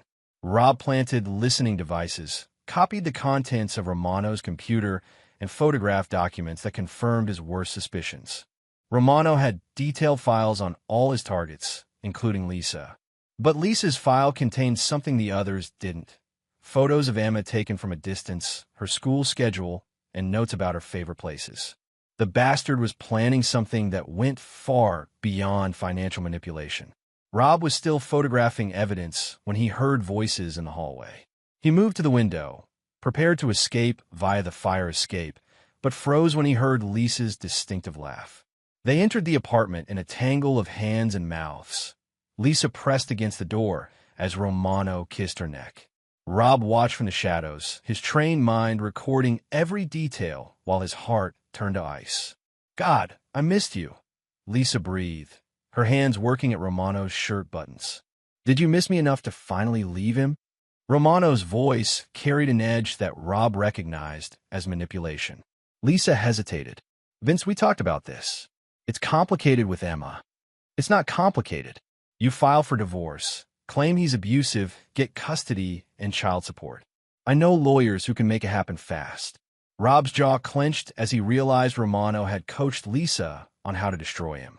"But Rob's never been abusive," Lisa protested weakly. Romano's laugh was ugly. "Baby, by the time my lawyer's done, Rob Morrison will look like a monster. Military guys are easy targets. Everyone believes they're unstable. We'll say he threatened you, maybe roughed up the kid. Social services will eat it up. I don't want to hurt Emma. Emma will be fine. Better off, actually. Rob's too strict anyway. All that military bullshit. Kid needs a real father figure." Rob had heard enough. He slipped out through the fire escape while they were distracted, his mind already formulating a plan that would make both of them pay for threatening his daughter. The next morning, Rob made a series of phone calls to old military contacts. By afternoon, he had meetings scheduled with people who owed him favors, the kind of people who could make problems disappear permanently. But first, he needed to secure Emma's safety and his legal position. Rob picked Emma up from school early, taking her for ice cream at their favorite spot. As she chattered happily about her day, he studied her innocent face and made his final decision about how far he was willing to go. How would you feel about visiting Grandma Morrison for a while? Emma's face lit up. Rob's mother lived on a ranch in Montana, far from the coming storm. Really? For how long? Maybe a few weeks. There's some grown-up stuff Daddy needs to handle. That evening, as Lisa prepared for another client dinner, Rob confronted her in their bedroom. He placed printed copies of Romano's photos of Emma on the dresser and watched her face go white. Explain this. Lisa's hands shook as she picked up the photos. Rob, I can. He's been watching our daughter, planning something, and you've been feeding him information. No, I would never. The GPS tracker in your car says otherwise. The recordings of your conversations say otherwise. Rob's voice was deadly calm. You've been planning to destroy me and take Emma. Claim I'm abusive. Lisa sank onto the bed, tears streaming down her face. It wasn't supposed to happen like this. I never meant for it to go this far. But it did go this far. You chose a criminal over your family. You put our daughter at risk for a man who collects wives like trophies. Rob, please, we can work this out. Rob looked at the woman he'd loved for 17 years and felt nothing but cold disgust. No, Lisa, we can't, because I don't forgive betrayal. I don't forgive threats to my daughter. And I sure as hell don't forgive women who sell out their families for a few months of excitement. He moved toward the door, then turned back. You have 48 hours to decide if you want to cooperate with my divorce terms, or if you want me to let Vincent Romano's other victims know where to find him. Some of them have brothers and fathers who are even less forgiving than I am. Lisa looked up with desperate hope. You're gonna let me go? Just like that. Rob's smile was arctic. Lisa, I said I don't forgive. I never said I was going to make it quick. As he walked out of their bedroom for the last time, Rob Morrison began implementing a plan that would teach everyone involved that some men don't just seek justice. They create it, one carefully calculated move at a time. The war was about to begin. Chapter 4. The Art of War. Rob spent the weekend executing the first phase of his plan with methodical precision. Emma was safely on a plane to Montana, convinced she was getting an early summer vacation with Grandma Morrison. Lisa believed she had 48 hours to choose between cooperation and exposure, unaware that Rob had already made the choice for her.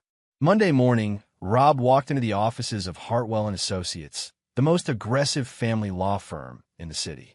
Margaret Hartwell was a former prosecutor known for destroying cheating spouses in divorce court. Mr. Morrison, Margaret studied the evidence Rob had compiled. This is remarkably thorough. Your wife won't know what hit her. I don't want her to know what hit her until it's too late to recover. Rob's voice was ice. Can you freeze the accounts? Already filed the emergency motions.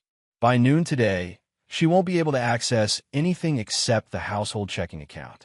Your pension, investments, the house, all protected. Rob nodded. What about custody? Margaret smiled grimly.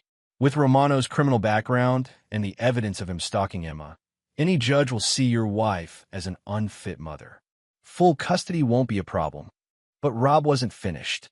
I want to add a clause to the custody arrangement. If Lisa ever introduces Emma to any romantic partner without court approval, custody automatically reverts to me permanently. That's unusually harsh.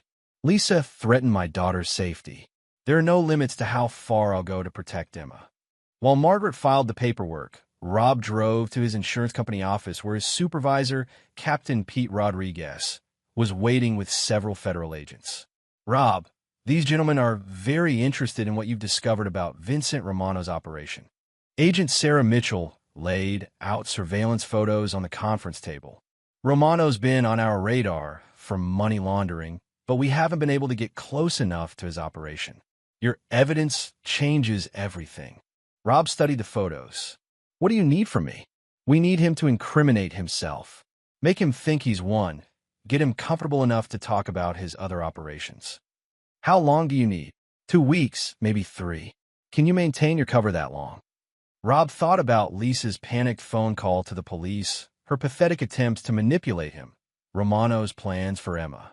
Agent Mitchell, I'll give you a month if you guarantee me he'll go down hard. Prison time, I want him destroyed. Financially, socially, criminally. I want him to lose everything. Agent Mitchell exchanged glances with her partner. Mr. Morrison, we appreciate your cooperation, but you need to let us handle. No. Rob's voice cut through her objection like a blade. You handle the federal case. I'll handle the personal justice. That afternoon, Rob returned home to find Lisa pacing the kitchen, cell phone clutched in her hand. She looked up when he entered, her face a mixture of desperation and anger. Rob, we need to talk. I'm listening. I've been thinking about what you said. About the 48 hours. Lisa sat down at the kitchen table, trying to appear calm. I'm willing to cooperate with reasonable divorce terms. Rob poured himself a coffee, noting how her hands trembled. Define reasonable. 50-50 split of assets, joint custody of Emma, no alimony. No. Lisa's facade cracked. What do you mean, no? I mean, I've already filed for divorce. You get nothing except what the court decides you deserve, which won't be much. Emma stays with me. You can't just. I can and I did. As of this morning, you can't access our bank accounts, you can't sell the house, and you can't make any major decisions regarding Emma without my consent. Lisa shot to her feet. This is insane. You can't destroy our marriage over one mistake.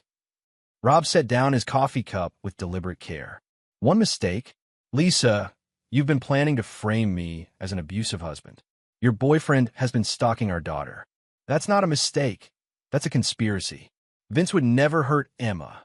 Vincent Romano has a restraining order history. He's under federal investigation for money laundering.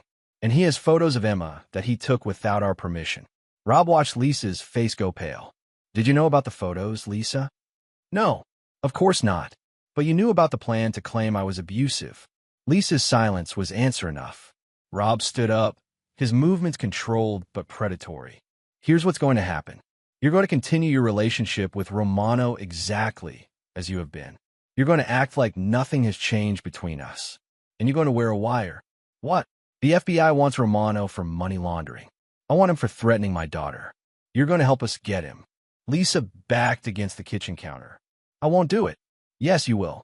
Because if you don't, I'll make sure every one of Romano's previous victims knows where to find both of you. Some of them have teenage sons who blame him for destroying their families. The color drained from Lisa's face.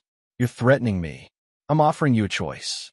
Help us destroy Romano and maybe you'll get supervised visitation with Emma. Refuse, and you'll lose everything, including your safety. Rob moved closer, his voice dropping to a whisper. Lisa, 17 years ago, you married a Marine who's been in situations where hesitation means death. You've forgotten who I am, but I haven't. I protect what's mine, and I destroy what threatens it. Romano threatened Emma. You enabled him. Now you both pay the price. Lisa's phone buzzed with a text. She glanced at it, then at Rob. He wants to see me tonight. Perfect. Agent Mitchell will brief you on the wire equipment tomorrow. Tonight, you act normal. Rob headed toward the door, then turned back. Oh, and Lisa, if you warn him about any of this, I'll make sure he finds out about your cooperation anyway. The difference is, if you warn him, you'll both be marked as federal informants with no protection. As Rob left the house, he felt the familiar calm that came with having a clear mission. The enemy was identified, the objectives were set, and the tactics were in motion. Vincent Romano had made the mistake of thinking Rob Morrison was just another mark. Lisa had made the mistake of thinking their marriage meant Rob would tolerate betrayal. They were both about to learn that some men don't just fight back, they wage total war. Chapter 5. The Trap Titans. The wire equipment was smaller than Lisa had expected, just a tiny transmitter taped under her bra and a micro-recorder disguised as a smartphone case. Agent Mitchell had spent 2 hours coaching her on how to guide conversations toward Romano's criminal activities without seeming obvious. Remember, Mitchell emphasized, we need him to talk about money sources, other women he's targeted, and any plans involving your daughter. Can you handle this? Lisa nodded, though her hands were shaking. 3 days ago, she'd been planning a future with Vincent. Now she was helping destroy him to save herself from Rob's calculated vengeance.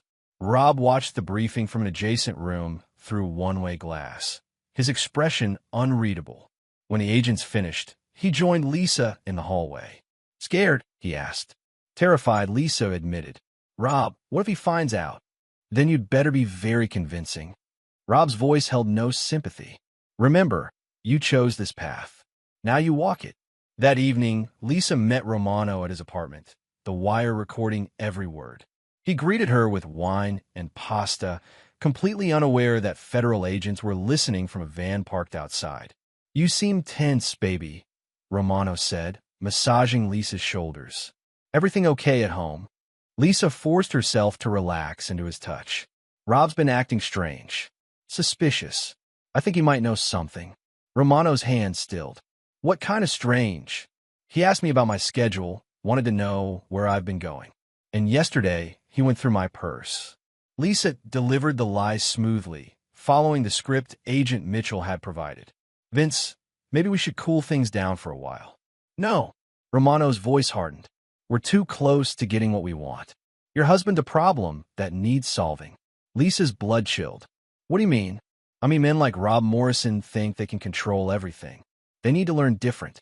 Romano moved to his desk, pulling out a thick folder. See, I've been doing research on your husband.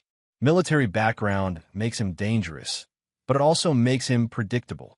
Lisa watched him spread out documents, Rob's service record, their financial information, even photos of their house. Where did you get all this? I have sources. The question is, how far are you willing to go to be free of him? What are you talking about? Romano sat beside her, his voice dropping to a whisper that the wire barely caught. What if Rob had an accident? Military guys are unstable. Everyone knows that. PTSD, drinking problems, domestic violence. If something happened to him, who would question it? Lisa's stomach lurched. Vince, you're scaring me. I'm offering you a solution. Rob dies. You get life insurance money plus his military benefits. Emma gets a new father who can provide for her properly. Everyone wins. Except Rob. Romano laughed coldly. Rob stopped matching the day. He decided to be an obstacle. Lisa, I've done this before. Husbands who don't cooperate tend to have unfortunate accidents. Lisa forced herself to ask the question Agent Mitchell had coached her on. What kind of accidents? Car crashes are popular. Hunting accidents work if the husband's into that. Sometimes it's just a home invasion gone wrong. Romano's voice was casual, discussing murder like a dinner menu. The key is making it look random while ensuring you have a perfect alibi. The recording device captured every word as Romano detailed how he'd arranged the accidents of 3 previous husbands who'd gotten too close to discovering his schemes. Lisa fought to keep her expression neutral while horror crawled up her spine. But what about Emma? She managed to ask. Romano's smile was predatory. Emma's a beautiful little girl. Once Rob's gone and you're grieving, it'll be natural for her to need a strong male figure. I'll be very patient with her, very understanding. Kids adapt faster than you'd think. Lisa excused herself to the bathroom and vomited as quietly as possible, the full horror of what she'd gotten involved with finally hitting her. This wasn't just about an affair anymore. Romano was a killer who'd been planning to murder Rob and manipulate Emma from the beginning. When she returned, Romano was on the phone, speaking in rapid Italian. He hung up when he saw her. Who was that? Lisa asked. Business associates. They're going to help us with the Rob problem. Romano pulled her close. Don't worry, baby. In 2 weeks, you'll be free, rich, and we'll be a family. Lisa left Romano's apartment an hour later, her skin crawling from his touches and her mind reeling from what she'd learned. The federal agents were waiting in the surveillance van, their expressions grim as they reviewed the recordings. We got him, Agent Mitchell said. Conspiracy to commit murder, solicitation of murder, and enough detail about the previous killings to reopen those cases. Rob was standing beside the van, his face carved from granite. When do you arrest him? We need more evidence about his associates, the ones he called. Give us 48 hours to build a complete case. Fine. But after that, Romano disappears into federal custody and Lisa testifies to everything she's heard. Agent Mitchell looked uncomfortable. Mr. Morrison, about your wife? She's been extremely cooperative. The prosecution might be willing to offer immunity in exchange for her testimony. Rob's laugh was arctic. Agent Mitchell, your case is my gift to the federal government. What happens to Lisa is my business. Lisa stepped out of the van, her face pale and drawn. Rob, I need to tell you something. Vincent, he wasn't just planning to steal from you. He was going to kill you. And Emma, he had plans for Emma that would have. I know. Rob's voice was flat. I've known since I found the photos in his apartment. You've been in his apartment? Lisa, I've been 3 steps ahead of both of you since this started. Did you really think I let a criminal threaten my daughter without taking precautions? Lisa stared at him with dawning horror. How long have you known? About everything.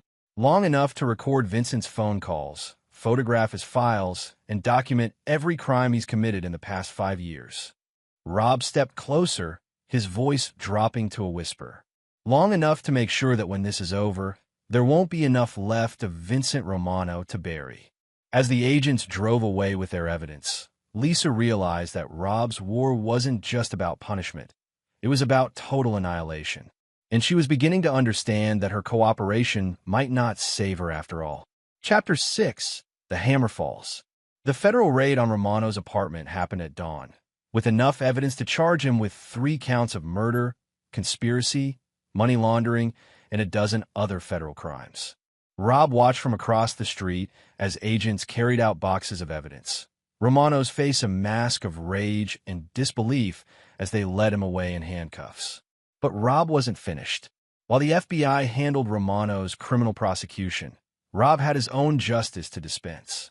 Within hours of Romano's arrest, Rob's contacts in the financial industry had frozen all of Romano's assets as part of a civil forfeiture action. His luxury apartment lease was terminated for criminal activity. His auto detailing business was shuttered pending investigation. Every credit card, bank account, and investment Romano owned was locked down.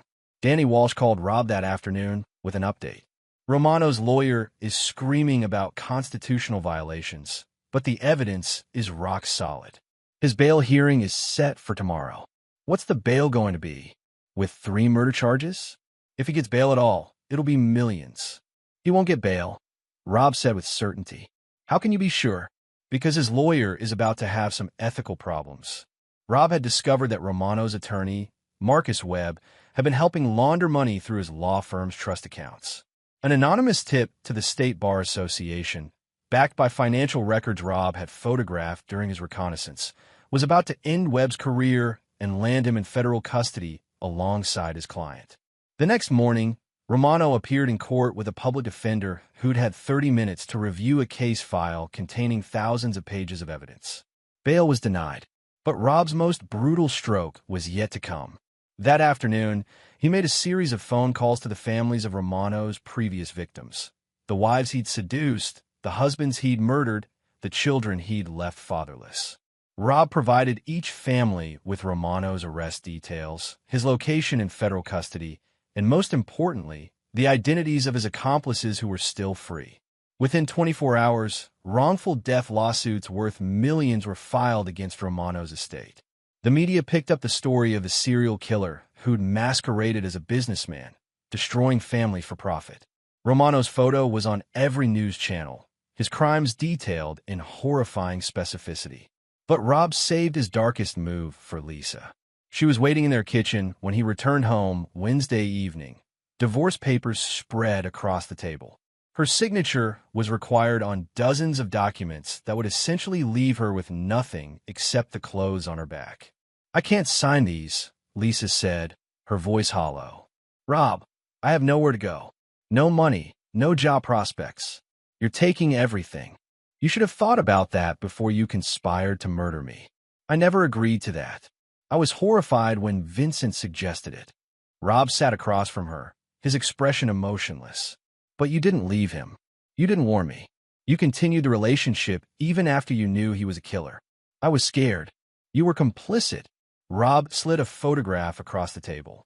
It showed Lisa entering Romano's apartment 2 days after he'd detailed his murder plans. This was taken after he told you about killing other husbands. You went back to him anyway. Lisa stared at the photo, her last defense crumbling. What do you want from me? I want you to disappear. Sign the papers, take the $5,000 I'm legally required to give you, and start over somewhere far from here. $5,000? Rob, We have over 200,000 in savings. Pat, it's evidence in a federal money laundering investigation now. Romano used you to gain access to our accounts, remember? Everything's frozen pending the outcome of his trial. Lisa's face went white. That's not true. You're lying. Rob showed her the bank statements. Their accounts had been emptied 3 days before Romano's arrest. Money transferred to offshore accounts that the FBI had traced to Romano's operation. Lisa's own signatures were on the transfer authorizations. When did I sign these? Lisa whispered, staring at documents she didn't remember. Romano forged them using samples of your signature from the love letters you wrote him. The FBI has the originals. Rob's voice was clinical. Lisa, you're not just losing a marriage. You're an accomplice to money laundering and conspiracy to commit murder. The only reason you're not in federal custody is because you cooperated with the investigation. But I helped you. I wore the wire. You wore the wire to save yourself, not to help justice. There's a difference. Lisa signed the papers with shaking hands, each signature stripping away another piece of her former life. The house, the cars, the investments, Rob's military pension.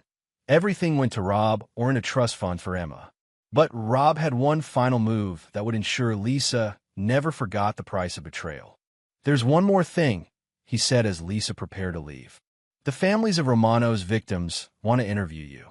They have questions about how he operated, how he selected targets, how he gained access to their finances. I don't have to talk to them. No, you don't. But they know where you work, where you shop, where your sister lives. They know Romano destroyed their families, and they know you helped him do it. Rob's smile was arctic. Some of them have sons who blame Romano for their father's deaths. Young men with nothing left to lose tend to be unpredictable. Lisa's knees nearly gave out. You're telling them where to find me. I'm giving them information they're entitled to have. What they do with it is their choice. As Lisa walked out of their house for the last time, carrying only a single suitcase and $5,000 in cash, Rob felt no satisfaction. Justice wasn't about feeling good. It was about consequences. Lisa had chosen to betray her family and endanger their daughter. Now she would live with the consequences for the rest of her life.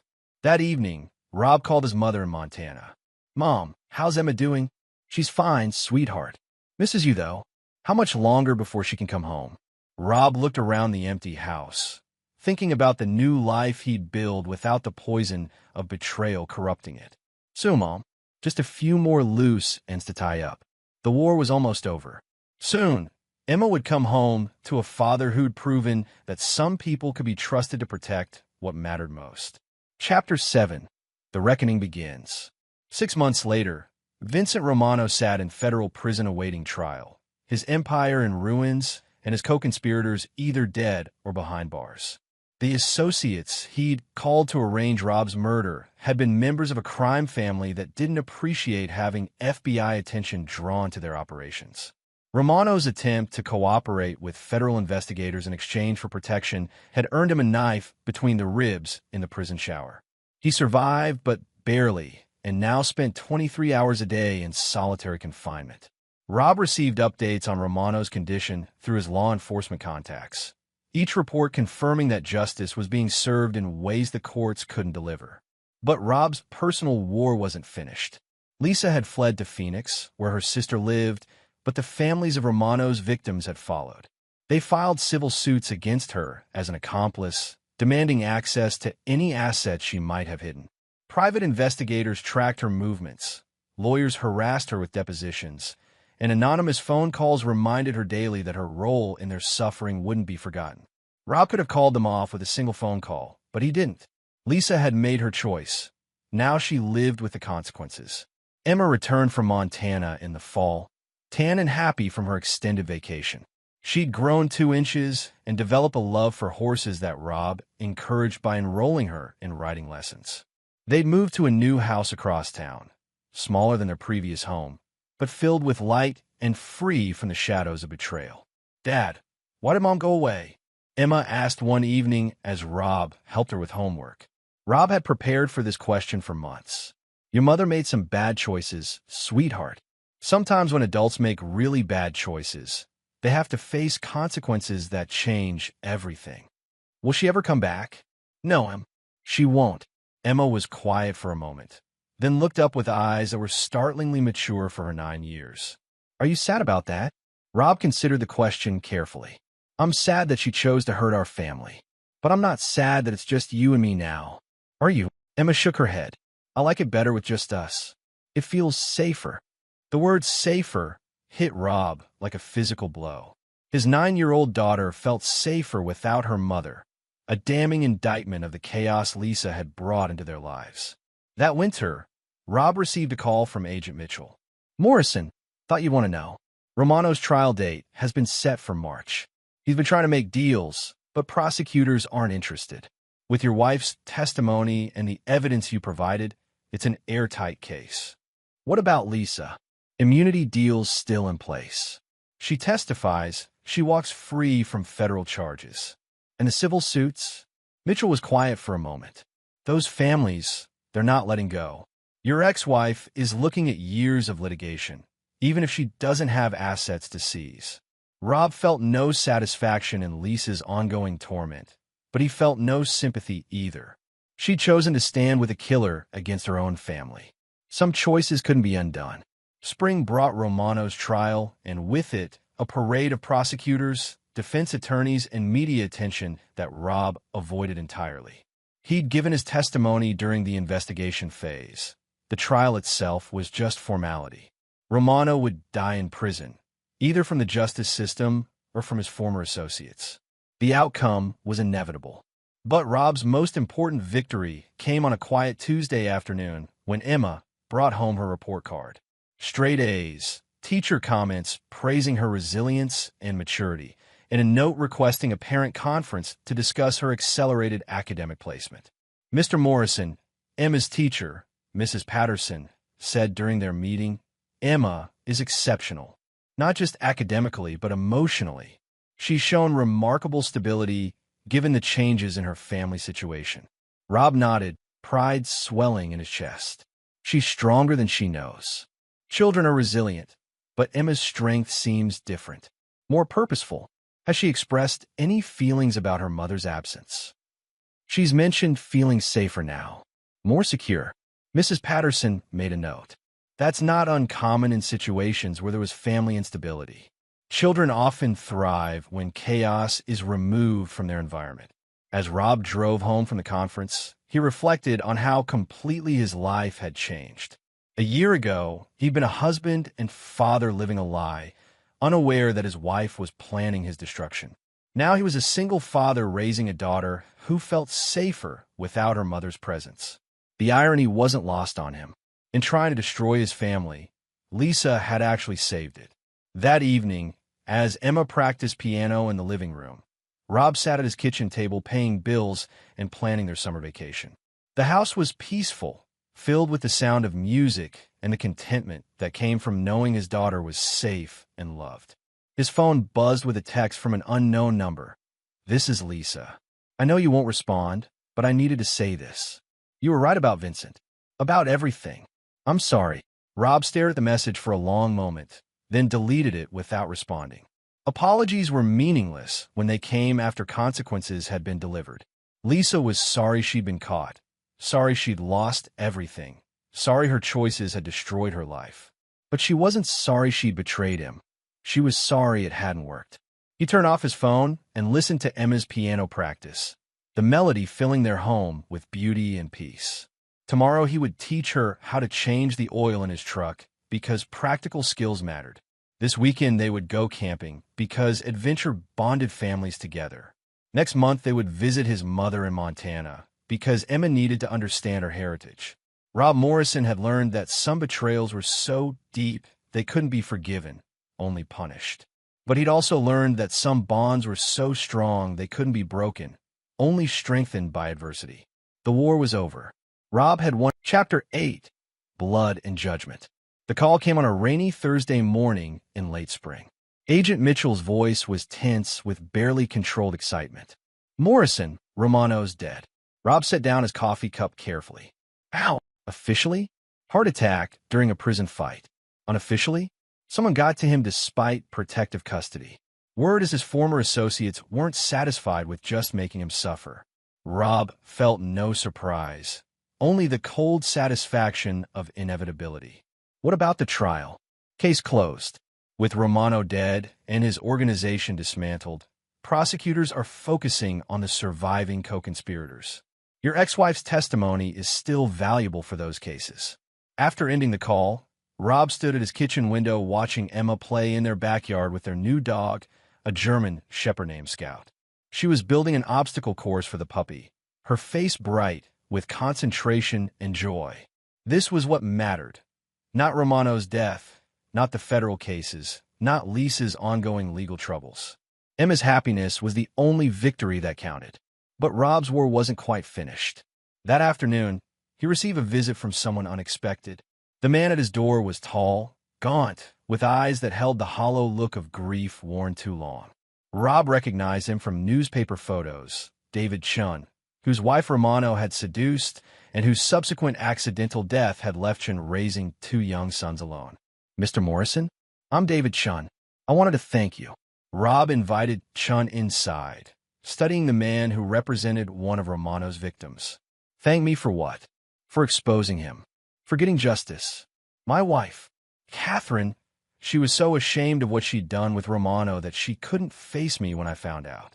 The night before her accident, she told me she was going to end the affair and confess everything." Sh0t's voice broke slightly. "Romano killed her because she was going to leave him." Rob poured coffee for both of them, recognizing in Sh0t the same cold determination that had driven his own campaign against Romano. "What happened to your sons? They're 8 and 10 now. They think their mother died in a car crash. They don't know about the affair, about Romano, about any of it." Sh0t met Rob's eyes. "I wanted them to remember her as the good woman she was before he corrupted her." "That's generous of you." Sh0t's laugh was bitter. "Is it? Or is it weakness? You didn't let your wife off so easily." Rob considered his words carefully. "Lisa didn't just have an affair, Mr. Sh0t. She actively participated in planning my murder and endangering my daughter. Your wife was trying to end things when Romano killed her. There's a difference. Maybe. Or maybe I'm just not as strong as you are." They sat in comfortable silence for a moment, 2 men who'd survived Romano's predation in different ways. Finally, Sh0t spoke again. "I heard your wife is still facing civil suits from the other families. That's their choice, not mine. But you could stop it if you wanted to." Rob set down his coffee cup. "Mr. Sh0t, why are you really here?" Sh0t reached into his jacket and pulled out a thick envelope. "Because the families have been talking, and we've reached a decision about your ex-wife." Rob didn't touch the envelope. "What kind of decision?" "She's been bouncing between Phoenix, Denver, and Seattle for the past 8 months. Never staying long enough to establish residency. Never holding a job more than a few weeks. She's broke, homeless, and running from process servers and private investigators." Sh0t pushed the envelope across the table. "We're prepared to call off the civil suits and the harassment if she agrees to certain conditions." "What conditions?" "She disappears completely, changes her name, moves somewhere none of us will ever find her, and never contacts any of us or our children again, including your daughter." Rob opened the envelope and found documents that would effectively erase Lisa from existence. New identity papers, a one-way bus ticket to a small town in Oregon, and a cashier's check for $10,000. This is illegal. So is conspiracy to commit murder. So is money laundering. So is helping a serial killer destroy families. Sh0t's voice was steady. "We're offering her a way out that lets her live. The alternative is spending the rest of her life looking over her shoulder." Rob studied the documents, understanding the weight of what the families were offering. "You want me to deliver this to her? We want you to make sure she understands that this is her only chance. She takes the deal and vanishes forever, or the harassment continues until one of us decides legal pressure isn't enough." The threat was clear but unspoken. Some of Romano's victims had family members who weren't bound by legal constraints, who might decide that Lisa's complicity deserved more permanent consequences. Rob closed the envelope. "I'll think about it." Sh0t stood to leave, then turned back. "Mr. Morrison, your daughter's lucky to have a father who would go to war for her. Not all of us were strong enough to protect our families from people like Romano. After Chin left, Rob sat alone in his kitchen, weighing the moral complexity of what the families were proposing. They were offering Lisa a chance at a new life in exchange for complete disappearance from their lives and Emma's. It was merciful compared to what they could do, but it was also a form of exile that would leave Lisa permanently rootless and alone. Rob thought about Emma, who is now 10 years old and thriving in ways that had been impossible when Lisa's chaos dominated their home. Emma rarely mentioned her mother anymore, and when she did, it was without sadness or longing. She'd adapted to their new life with the resilience of childhood, building a world where she felt safe and loved. Lisa's reappearance, even years from now, would only destabilize the peace Emma had found. The family's offer would ensure that never happened. That evening, after Emma was asleep, Rob made his decision. He called the number Chan had given him and arranged to meet Lisa one final time. The meeting would be neutral ground, a roadside diner outside Phoenix where Lisa had been staying in a weekly rate motel. It would be the last conversation between them, the final chapter in a war that had consumed their marriage and left only ruins behind. Some mercy was possible, even after betrayal, but forgiveness remained forever beyond reach. Chapter 9. The Final Verdict. The diner was nearly empty at midnight. Just a few truckers nursing coffee and a waitress who looked like she'd rather be anywhere else. Rob sat in a corner booth, the envelope from Chen's group on the table beside him, waiting for the woman who'd once been his wife. Lisa appeared in the doorway like a ghost of her former self.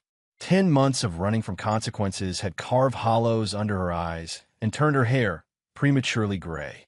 She moved with the cautious uncertainty of someone who'd learned that safety was always temporary. She slid into the booth across from him, her hands trembling as she reached for the coffee he'd ordered for her.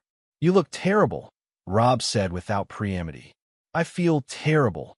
Lisa's voice was hoarse, aged beyond her years. "Rob, thank you for agreeing to see me. I wasn't sure you would. I'm not here for you, Lisa. I'm here for Emma." Lisa flinched at their daughter's name.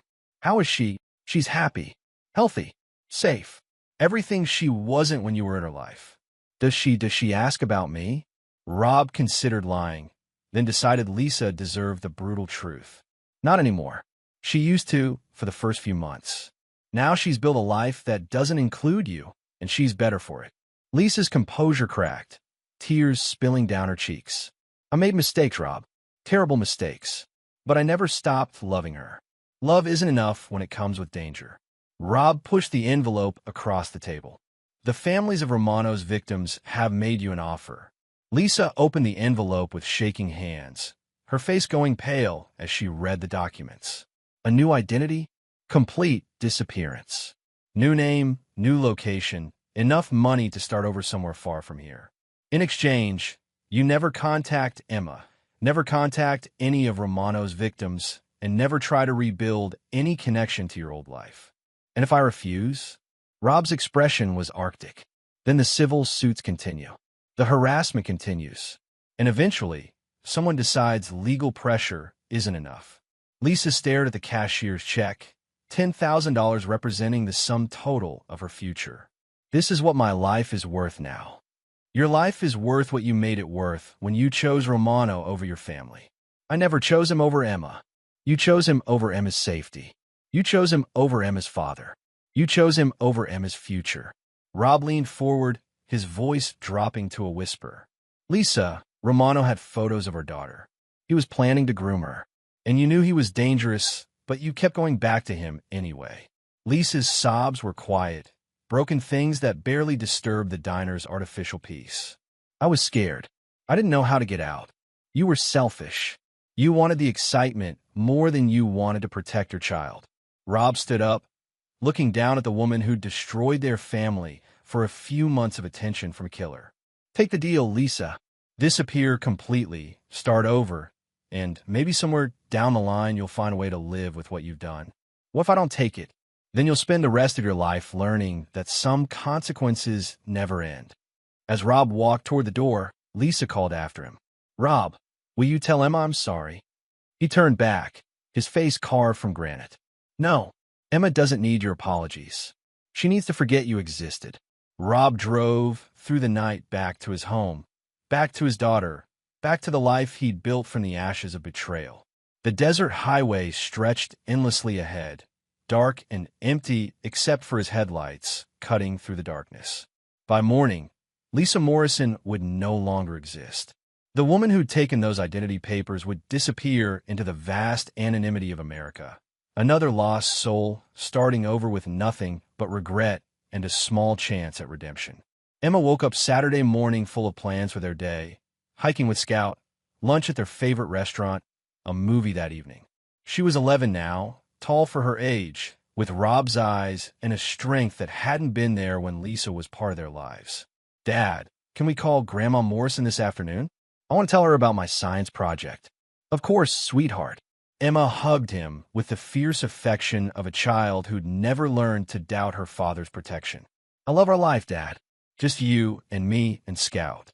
Rob held his daughter close, remembering the fear in her voice that day she'd said the car felt strange, remembering the terror of realizing she'd been targeted by a predator. Lisa's betrayal had nearly destroyed them, but had also taught them what mattered most. I love our life too, Em. That afternoon, while Emma played in the backyard with Scout, Rob received a text from Agent Mitchell. Lisa Morrison took a bus to Portland this morning. Case officially closed.